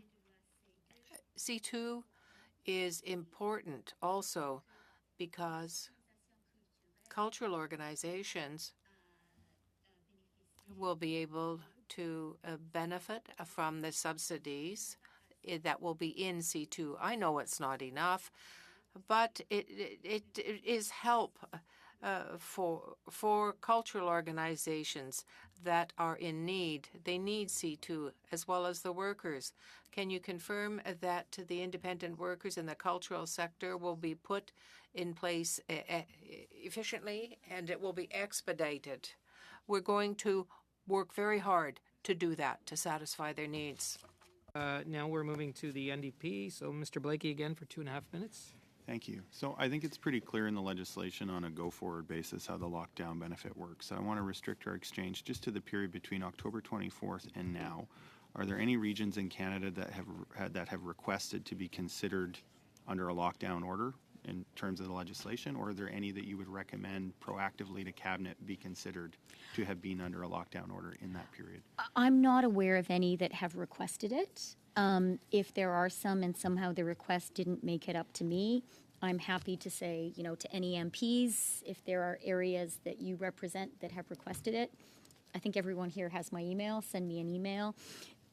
Most of the premiers text me regularly. From the premiers yet saying that they've no one has yet, but open to review if people would like. So in part one, there's a pretty comprehensive list of the industries that your government considers to still be in pretty significant economic distress as a result of the pandemic. But we know that there are a lot of self-employed folks who work in those industries, whether it's independent travel industry agents in the tourism industry, or whether it's people in the arts and culture sector. Why is it that your government didn't consider making the Canada Worker Lockdown Benefit accessible to self-employed workers in those sectors that are so well defined in Part 1 of the Act, notwithstanding whether there's a specific lockdown order in the place that they happen to live. So if I'm understanding you correctly, Mr. Blakey, you're asking whether, absent a lockdown, self-employed workers should have access to a benefit. Is that the idea? Yeah, I mean, we know that in those industries defined in Part 1 of the Act that there's still considerable economic disruption in the opinion of your government. So why not make the lockdown benefit accessible to people who are self-employed, who your government is pretty clear are going to continue to have have trouble earning income in their sector that is in distress? Why not make the lockdown benefit available to them independent of whether there happens to be a lockdown? Because we know that lockdown or not, their employment income is going to be affected by the pandemic. I'm sorry, Minister, that is the time. So we are now moving to the Conservatives for 5 minutes, and Mr. Chambers. Thank you very much, Mr. Chair. Welcome, Minister. It's nice to see you. Nice to have you. We heard testimony yesterday about 4.7 million CEWS applicants and 2.2 million recipients of CERB. Can you let us know how many of these applications have been checked for eligibility? Welcome to the House and welcome to the committee, Mr. Chambers. If the question is about whether we are being careful that people who receive government benefits are eligible for those benefits and whether we are careful I think the question about is how many of them have been there is checked. no fraud, I want to assure you that we are careful. I do also want to say the scope and scale of these programs is unprecedented, and that is a reality as well. Thank you. You mentioned a couple times about the extension of the Canada Recovery Hiring Benefit. We have not been given any details about how effective that benefit has been. Can you let us know how many people have taken advantage of the Canada Recovery Benefit today? The Canada Recovery Hiring Benefit is a relatively new program. It started only during the summer. We think that it is a program worth continuing and indeed increasing because of our focus on jobs, jobs, jobs, and because we understand that it's hard for businesses in these very uncertain times to bring on another person. That's a difficult, risky decision. With the Canada Recovery Hiring Benefit, we're making that a little bit easier. And the other thing that the Canada Recovery Hiring Benefit is designed to address is hours worked. One of the things that we saw during COVID was hours worked declined, and there were some people who wanted to work full-time who found themselves only working part-time. I think in many circumstances, this was because of good employers who didn't want to fire someone but couldn't afford to and couldn't justify keeping them on full-time. Thank you. This Canada Recovery Hiring Program is going to help encourage employers to bring people back to full hours, which is what they need. Thank you. So to be clear, we're being asked to further extend a benefit from a program for which we don't have details on how effective it's been. And we're also being asked to extend additional benefits for individuals through a process through which we're unable to ascertain how effective it's been in detecting fraud or ineligibility. A fairly simple question. What was the GDP growth rate in Q2 of this year? Because we like to talk about the Q3 GDP, as I hear you mention a number of times. I sure do. And of course, in Q2, GDP did contract. That was to do with the very necessary lockdowns in the second quarter to contain a surge in COVID. I think we are all familiar with the measures that were taken, including in the province which I represent as a member of Parliament for Toronto of Ontario. Those lockdowns did Minister, impose. member, you've got a minute and 15 seconds. That's wonderful. Thank you. That was one of the largest contractions we've actually seen in quite some time. So I think as a new member, I appreciate, Minister, you providing some feedback and lessons to a new member about irresponsible political posturing and caution about talking down the market. But since I used to advise the Minister of Finance, I perhaps would offer some advice. We can cherry pick stats to show how good or how bad some things are. And if we're intent on comparing the record of response to economic crisis, post 2008, which you seem to talk down, Canada led the G7 in growth. We led the G7 in unemployment for most of those years. We also had very low inflation. And if you compare that to some of the stats today, we spent more or as much and more than most other countries. We lag our peers in growth, and we have the second highest inflation in the G7. So I think we need to just understand that we can cherry pick stats that show a particular narrative, and I would maybe just caution against that. Thank you. That's your time. We're now moving to the Liberals. Ms. Zarowitz for 5 minutes. Thank you so much, Mr. Chair. And before I ask my next question to the Deputy Prime Minister and Minister of Finance, I do want to just make a couple of statements, just because deflation seems to be a bit of a topic today. If I recall correctly, because I was part of all of the meetings as COVID started, there were a number of economists that had indicated that deflation could be an issue, but no one could know because the pandemic was so unprecedented. So I wanted that on the record. I also wanted to indicate that there was a lot of concern that was raised by a number of our witnesses last year that the suite of supports that we offer would be stronger and more effective than what was offered in 2008 under the Harper government. There was a strong desire to make sure that we tie workers more closely to their jobs and their employers, and that the supports would be generous enough that it would provide a strong foundation from which companies would be able to pivot as our economy is trying to come out of COVID. And I also want to put on the record that former Bank Governor Polos did indicate that government spending, and I think this was just over the last week or two, November 28th, had indicated that government spending and stimulus are not to blame for increased inflation. I just want to make sure that we continue to counter the false narrative that the Conservatives are proposing. My question to you, Deputy Prime Minister, Minister of Finance, is we've been talking quite a bit about Canada's economic future, and you have been an absolute ardent champion of national childcare. And we often talk quite a bit about the social good that comes from such a program, but I wonder if you could elaborate on the positive economic impacts of such a program that we're trying to put into place. Of course I could. And look,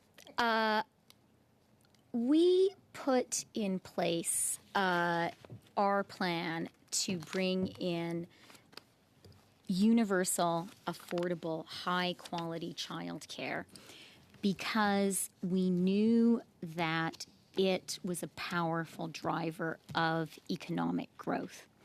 And that's not a theory. That is based on the experience of Quebec. What we've seen in Quebec is putting in place affordable, high-quality early learning and childcare has hugely increased the labor force participation rate, particularly of mothers of children 3 and younger. Before childcare was introduced in Quebec, Quebec had one of the lowest rates in Canada. Now it has the highest, and that has delivered economic growth. And actually, I spoke with Madame Marois to get some advice from her because she was the minister who put this into place. And she said something really interesting to me, which was that the initial genesis of the program in Quebec, which has been such an inspiration for us now across the country, was actually economic.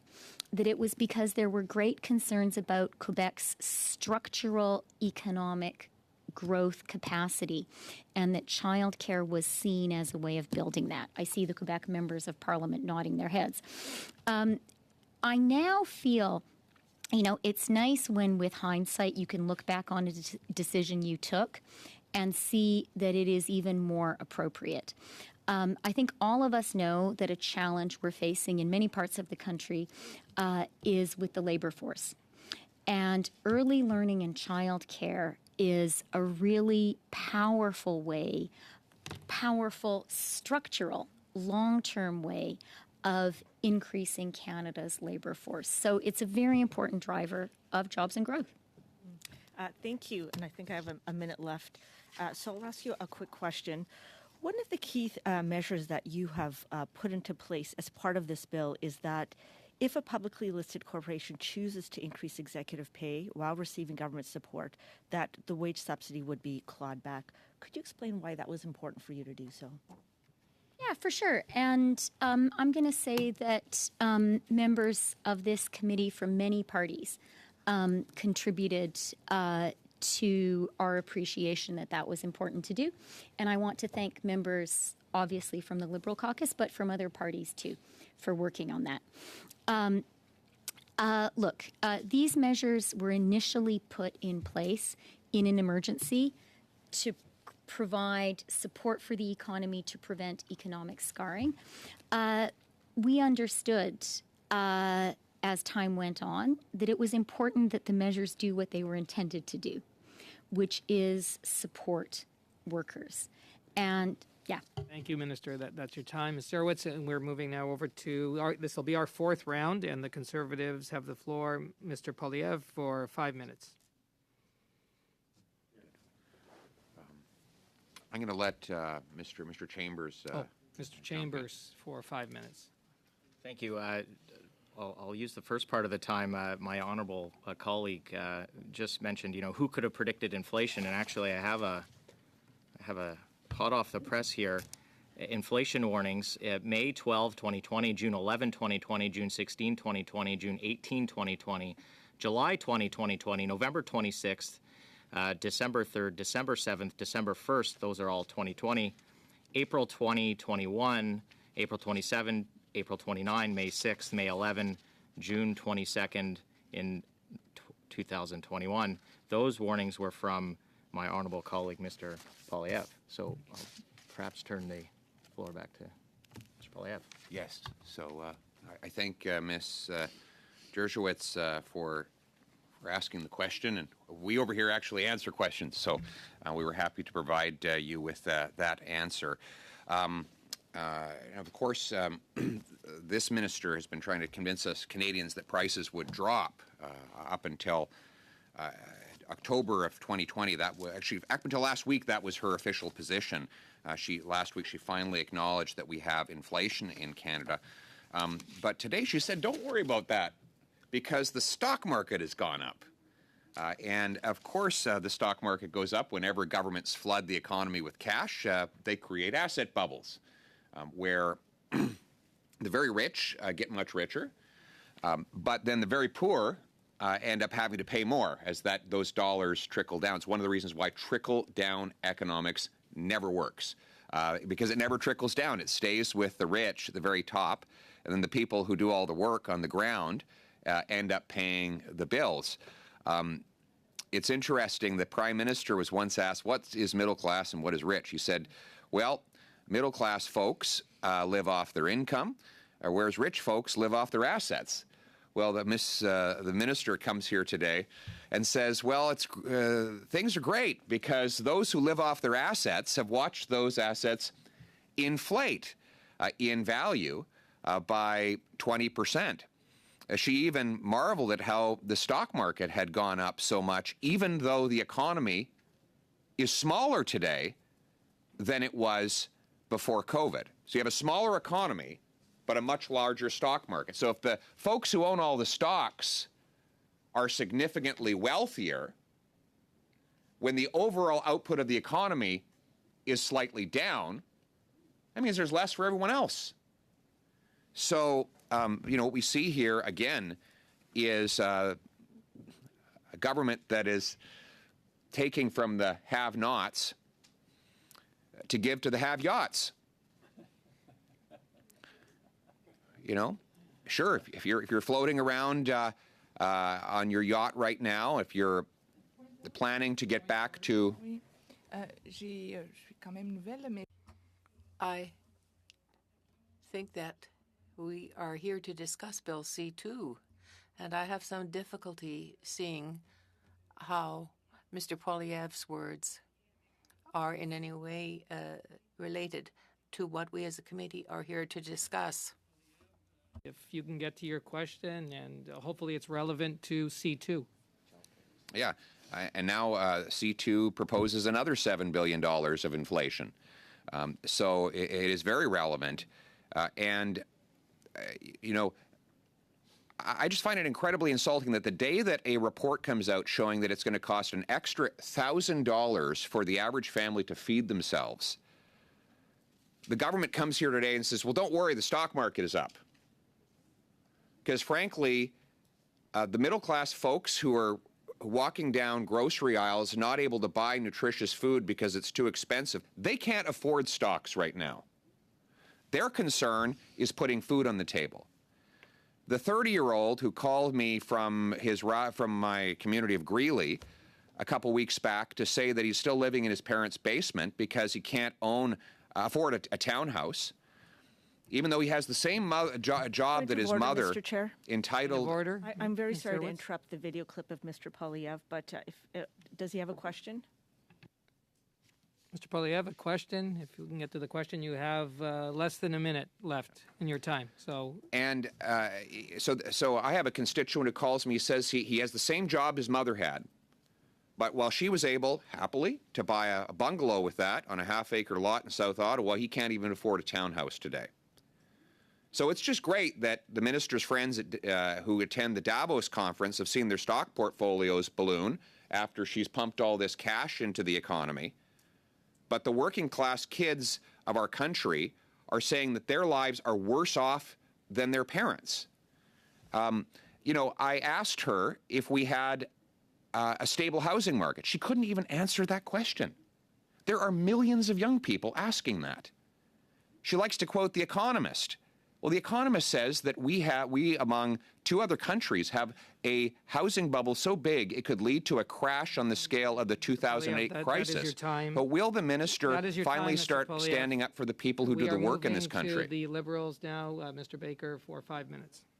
No Thank answer. you, Mr. Chair. And I have an important question for you, Minister. But before I get to that, I can't help but respond to something that I've heard here a moment ago. Even though we know, and we know from global economists, we know from world leaders on the right and on the left, that inflation is a global problem faced by countries around the world, Mr. Poilievre says that government excessive spending has caused inflation in Canada. Point of order, Mr. Chair. Point of order, Mr. Chair. Point of order. The member is quoting me. I was saying Larry Summers has said government deficits are causing inflation. That is the minister's own economic source. It's the member's time. Mr. Baker, you have the floor. Yeah, so you may have, Mr. Poilievre may have quoted other economists, but he has said that. Mr. Poilievre has said that government point of order, excessive Mr. Chair. caused inflation. Point of order. It was actually the minister who quoted that economist, Larry Summers, as someone that inspired her thinking, not me. Mr. Poilievre, the member, Mr. Baker, you have the floor. Thank you, Chair. I hope this won't count towards my time. It has not counted towards your time. Thank you. So Mr. Poilievre has said that government excessive spending has caused inflation in Canada, even though we know there is a global problem acknowledged by economists, world leaders on the right and on the left. My colleague, Ms. Zerwitz, highlighted one of those economists, Stephen Poloz, when he was interviewed recently and asked about that, and he said that's not right. He said, in fact, what the stimulus did was to help keep the economy from going into a deep hole in which we would have experienced persistent deflation. That was Mr. Poloz. MP Chambers highlighted that Mr. Poilievre warned about inflation a number of times, as though Mr. Poilievre is an oracle of inflation. And I look forward to hearing what other predictions he makes about the economy. But at the same time that he was issuing, the only problem with that is that at the same time as though he was issuing those warnings, he voted for that spending. So his entire caucus voted for that spending. So Mr. Poilievre's credibility on this matter, to me, is shot. And I think we should take note of the fact that on the one hand, he's saying spending caused inflation. On the other hand, he supported that spending. MP McLean said, and I quote from earlier in this meeting, we, quote, flushed $500 billion into the economy. We flushed $500 billion. I could not disagree more. Like to call the support that we provided to Canadians, like the CERB and the wage subsidy, something that we're flushing into the economy, so that Canadians would put food on the table, so that businesses could survive, and so we could avoid bankruptcies, is not only inaccurate but massively disrespectful to those Canadians. Well, similar point of order, Mr. Chair. I don't hear his question. We're just applying your rule. Okay. Okay, Well, let's find decorum and respect for all members. Mr. Baker, you have the floor. It's part of my preamble, Mr. Chair. But I think what both Mr. Poilievre's and Mr. McLean's statements underline is what the Conservatives would have done had they been in government in response to COVID-19 to support Canadians through a pandemic. And what they would have done is nothing. So now, my question to you, Deputy Prime Minister, is in Ontario, at least, where my riding is located, cases are up. In December 7th, it was reported that new modeling from the science table there forecast a rise of 250 to 400 intensive care admissions in January, even without Omicron. The science table said case numbers count because too many Ontarians remain or under-vaccinated and will end up in hospital.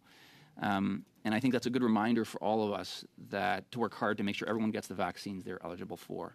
And a good reminder that, as you have said, the single most, and I'm quoting you, the single most important economic policy for Canada continues to be making sure everyone who can get vaccinated does get vaccinated. So in light of this new modeling, Minister, and in light of the emergence of Omicron, what could be the potential impacts for constituents of Etobicoke Centre and businesses should the measures in C2 not be in place soon? Look, thank you for the question. And I do want to start by just pointing out that in the last Conservative round, no question was actually asked or no time was left for me to answer. It only leaves me to think that maybe the Conservatives are afraid of our answers. That would be surprising. And look, I want to be serious for a minute, because we're talking about the Canadian economy and we're talking about the lives of Canadians, and that is serious. And I do want to say to Canadians that we're very aware of the affordability challenges that people face. It's something that we take seriously, and it's something that we're concerned about. I also want to say that when it comes to the extraordinary measures we put in place, both to fight the coronavirus and to fight the recession it caused, it was absolutely the right thing to do. We were hit by the deepest crisis since the Second World War in terms of national emergency, and the deepest economic recession since the Great Depression. Things were bad. They could have been so much worse absent extraordinary, agile government action that put a floor under the losses and prevented economic scarring. And today, we are seeing the positive results of that emergency action. We are seeing GDP growing. We are seeing a very strong jobs recovery. We are seeing strong exports. We are seeing that the economic muscle of Canada has not atrophied, and that Canadians, Canadian families are still solvent. This is really important. We are moving now to the block for 2.5 minutes. Madame Saint-Clair Deganay. Madame Saint-Clair Deganay. Thank you very much, Chair. Hello, Ms. Freeland. I'm very happy to have you here today, and thank you for your opening remarks. In your statement, you talked about the hardest hit sectors, in particular tourism. And you said that there were other sectors that were very hard hit as well during the pandemic. Minister, inflation is not just a global phenomenon. There is also the phenomenon of the supply chain. There's been a drop in production in essential things, microchips, and also there are issues with maritime transportation. Many industries are affected. We want to have a clear commitment on your part to this effect. Will those industries benefit from the generous aid that you are offering tourism, particularly since they are also very hard hit? Thank you for your question, and I want to thank you for the serious approach. The cooperative approach that you have been taking for these issues, really do mean that. Often we may disagree about some things, but we can have a serious conversation about this. In the budget, we adopted a specific approach for certain sectors. We promised $2 billion specifically attached for our aerospace industry. And in addition, $250 million was earmarked for the recovery of the aerospace sector. And in the strategic innovative recovery response, we also have a specific fund of $1.75 billion for the aerospace industry. So I can say that we are taking the specific and strategic importance of the aerospace industry very seriously. And as thank you, Minister. To the NDP for 2.5 minutes, Mr. Blakey. Thank you very much. I think, one of the aggravating factors in terms of people's frustration and anger over the benefit clawbacks is that when they look at some of the companies that received assistance under the Canada Wage Subsidy, whether it's Bell or Chartwell or others, and we could go into some of those examples if you like, they increased significantly the dividends that they pay to their shareholders. In some cases, there were share buybacks. And the government hasn't so much as even asked for any of that money back, let alone pursue them in the way that that some of the financially vulnerable have been pursued by the government. So C2 was an opportunity to incorporate some of the advice that I believe this committee itself gave to government in the last Parliament around dividends and around share buybacks and ensuring that recipients of the wage subsidy wouldn't engage in those kinds of activities. Why did the government choose not to incorporate those restrictions around dividends and share buybacks in addition to executive compensation for the new legislation? Well, thank you for the question. And as you have pointed out, we have included what I think is the very appropriate restriction on executive compensation. That, you're quite right, was indeed based in part on work done by this committee and done by members of it, and I want to thank them for it. And I think that is an important restriction to put in place. We are always interested in continuing to evaluate additional ideas that people want to put forward, and I'm happy to have further conversations about them. In this case, it's not a new idea. It was out there. In fact, we've been calling for that to apply to previous pandemic benefit legislation. So here was an opportunity to take that feedback and to implement it. Why did you choose not to do that in this legislation? One of our objectives in putting in place this legislation is to balance, let me put it a little bit differently. These are programs which are unique to the COVID moment, and in putting them in place, we try to strike a balance between simplicity of administration, between the ability to deliver the programs. Thank you, Minister. That's the time. We are moving to the Conservatives. Mr. McLean for 5 minutes. Thank you, Mr. Chair. Mr. Lessig, some time ago you were asked about the outstanding debt in Canada. Did you come up with those numbers since you were last asked? So thank you for the question, Mr. Member. I don't have that answer to that question. Okay, I'm disappointed, and it follows along with the information we're getting from your department officials who were here the other day that didn't seem to be able to answer any questions about the $7.4 billion we're going to spend potentially on this, which might go to $9 billion, but they couldn't give us the modeling, they couldn't give us the assumptions, they couldn't give us anything because they didn't know, much like it seems you don't know.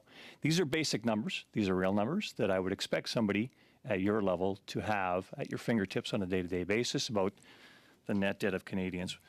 So I'll let that go. Minister, you talked about Canadians' balance sheets and Canadians' net worth. And that's their household net worth, of course, because in the last 2 years, the federal government debt that you're in charge of has gone up by 34% for each individual Canadian. And that's up to $42,000 per man, woman, and child in Canada.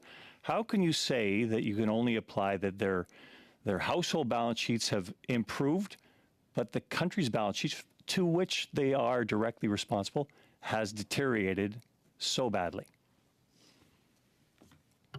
Well, thank you for the question.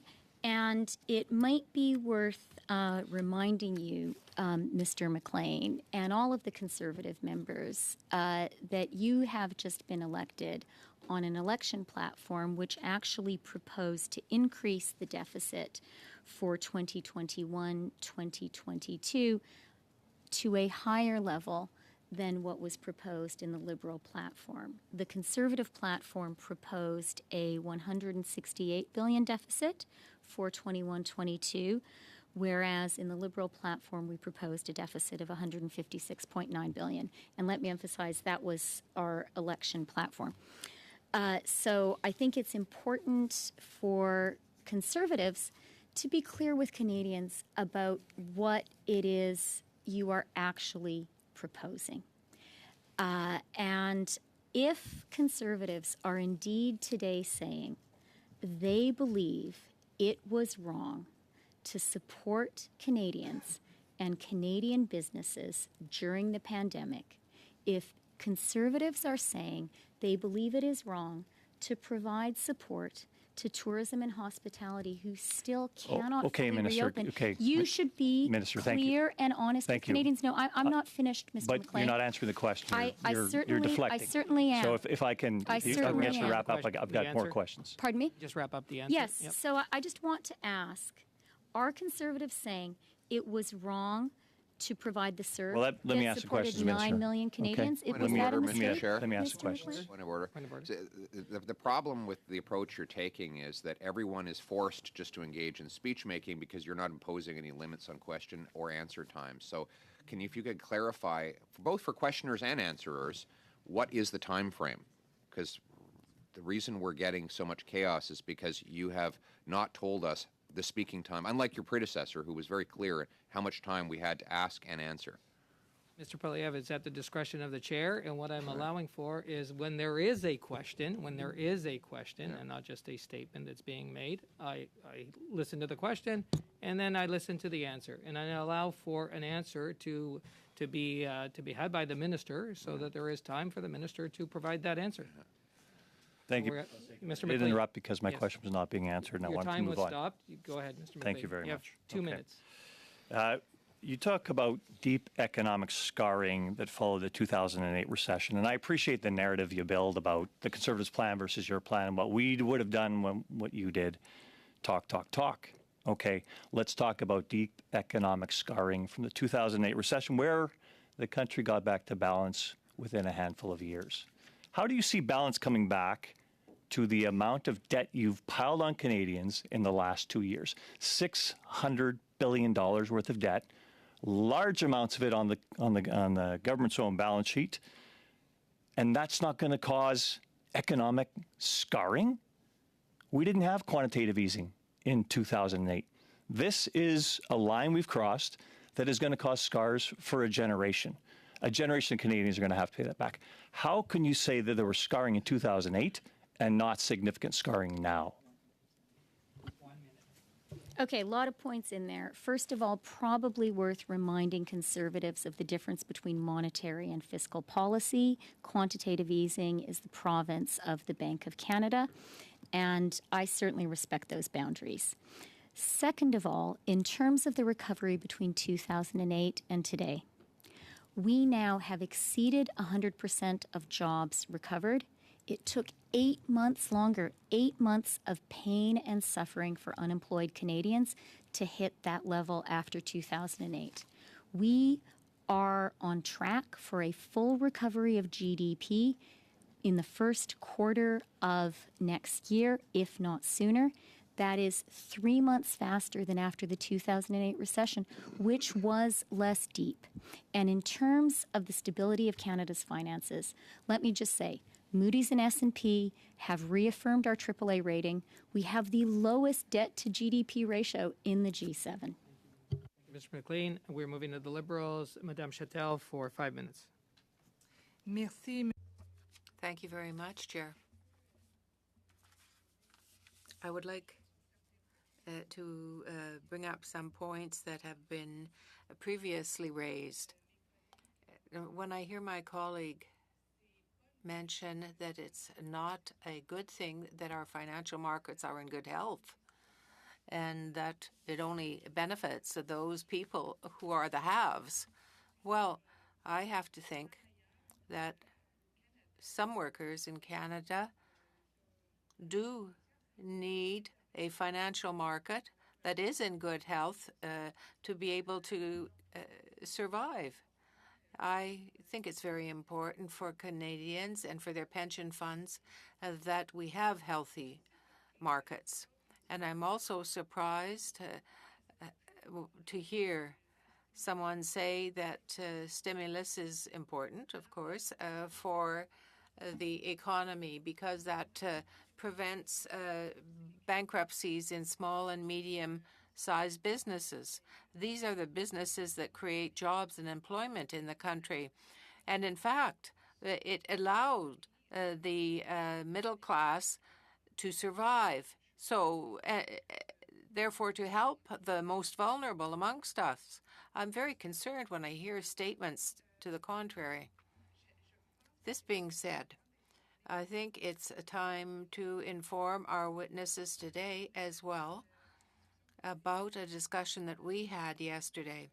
The representative of FINTRAC was there yesterday, and we understood that the standards that were put in place by Canada over recent years really bore fruit. The entities that, for example, banks and financial institutions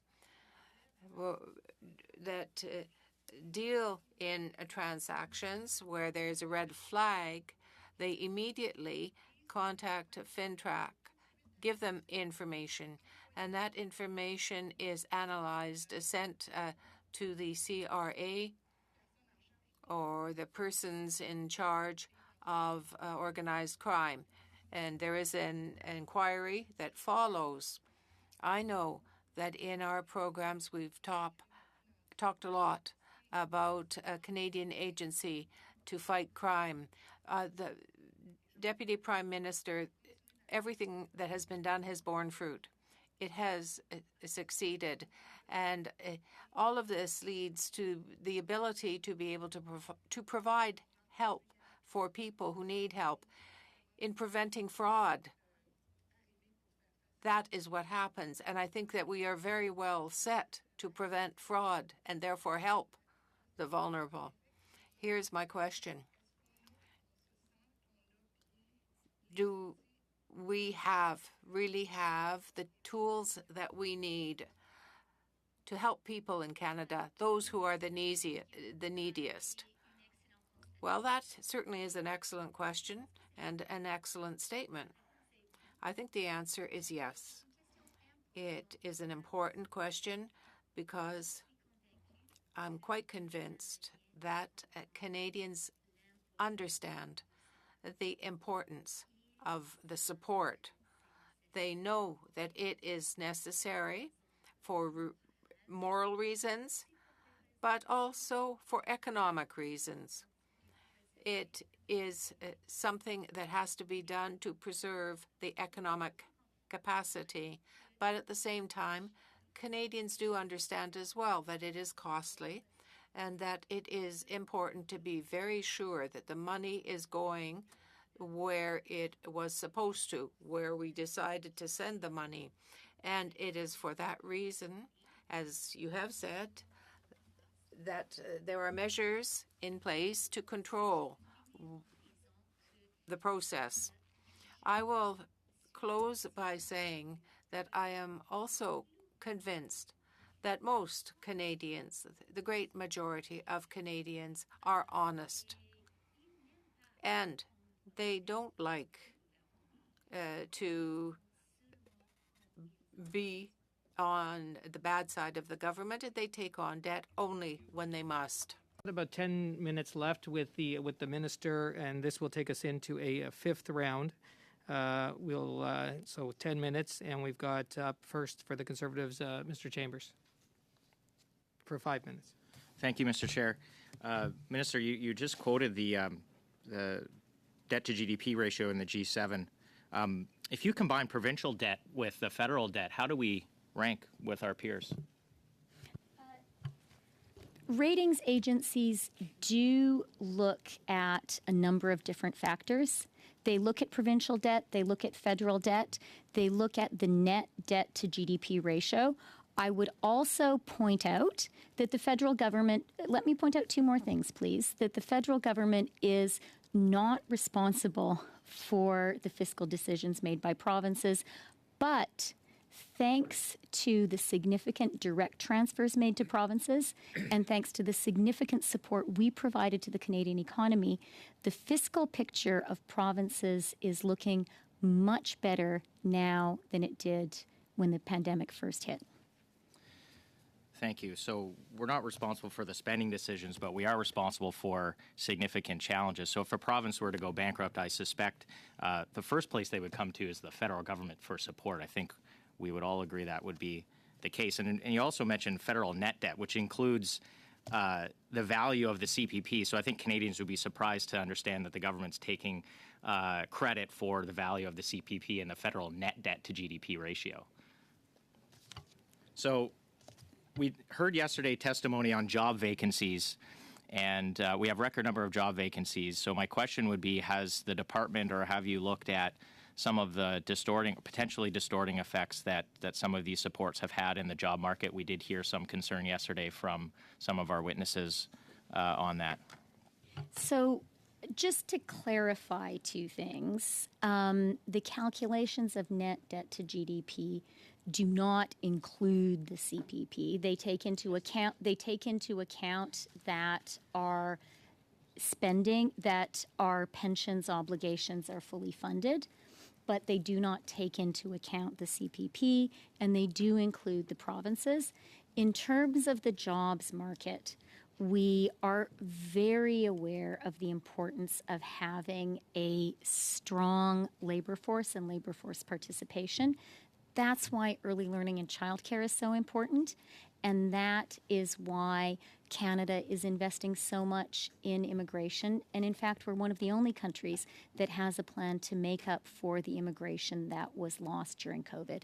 Thank you very much. I appreciate also the interventions of my colleague from the NDP on asking questions about dividends and share buybacks. So I would just submit to you, Minister, you would have an open door to talk about what other restrictions we could put on entities that are maybe receiving support but that are paying dividends and buying back shares. My question would be, in terms of the projections or the anticipation, how many publicly traded companies do you expect would take advantage of the supports in the $7 billion? I'm not going to put a precise figure on that because the situation with Omicron really means we're in a very uncertain environment. As you know, new border restrictions have been put in place just now. We need to have a little bit of time to see data from the impact of Omicron on travel and on border restrictions. Okay, but presumably there are some projections to get to the $7 billion. And I'd point out that the previous aid packages provided at least likely more, like $7 billion to publicly traded firms in terms of the wage subsidy. And this package is about $7 billion. So had we actually had some restrictions on the first aid package, we could have paid for this aid package instead of actually asking Canadians to take on more debt, or the federal government to take on more debt to pay for this package. Will you consider additional restrictions in addition to the executive compensation restriction for receiving wage subsidy?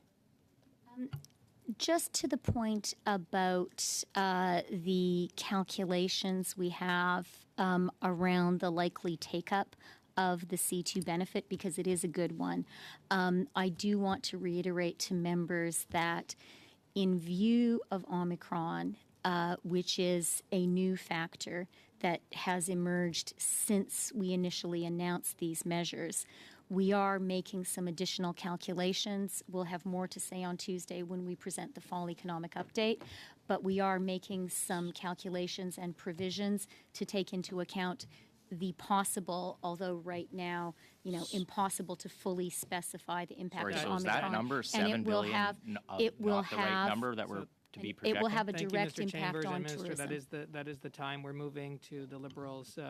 Mr. MacDonald for 5 minutes. Thank you, Mr. Chair. It's interesting, Mr. Chair, to sit here and see that, what we've gone through in the past 2.5 years was unprecedented, and we had to react very quickly. And the subtext from the opposition continues to pose that they would choose austerity over supporting Canadians during the pandemic, and it's unfortunate. We're positioned very well. And coming from a small province of 160,000 people where Bill C2 is so necessary, I can't stress enough how important it is. And I think with 56% of tourism labor force in rural Canada, I think every riding across this country, including the ones represented in this committee today, should be pushing pretty hard for C2. But as I'm the last speaker, Mr. Chair, I'll let the Deputy Prime Minister have the last say. Thank you, Mr. Speaker. Thank you, Mr. MacDonald. And I have had the very good fortune of spending some time in PEI. And I'm familiar with the great tourism businesses you have there.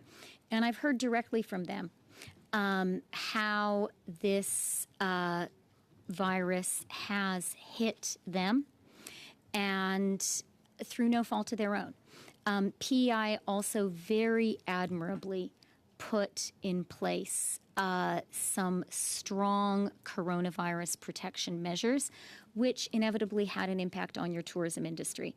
C2 is a very necessary measure to support tourism businesses in PEI and across the country in view of the fact they can't fully reopen.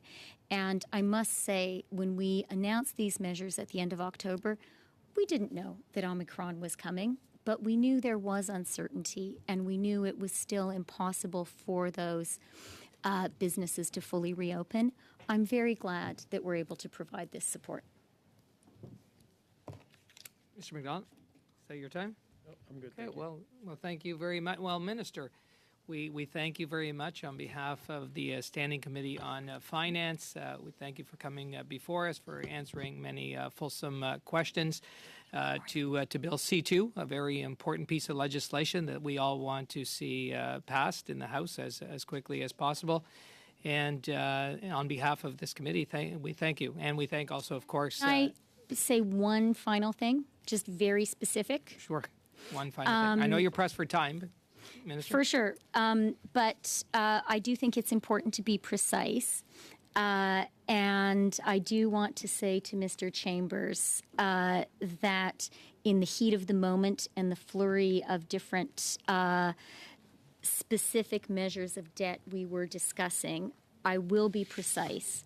So the federal net debt, what we report in the budget on behalf of Canada, our own net debt calculation does not include the CPP. However, when international comparisons are made of Canada's net debt to GDP as compared to other countries, of course the CPP is quite rightly included. And that makes sense because we're really lucky in Canada, due to wise decisions of previous governments, that our pensions are fully accounted for and paid for through the CPP. In other countries, payment of pensions going forward is a much greater ongoing fiscal problem. Well, point of clarification, Mr. Chair. Mr. Chair, I appreciate the and your clarification from the officials. minister. That will conclude our meeting for today. Thank you. I don't know if I have to gavel out.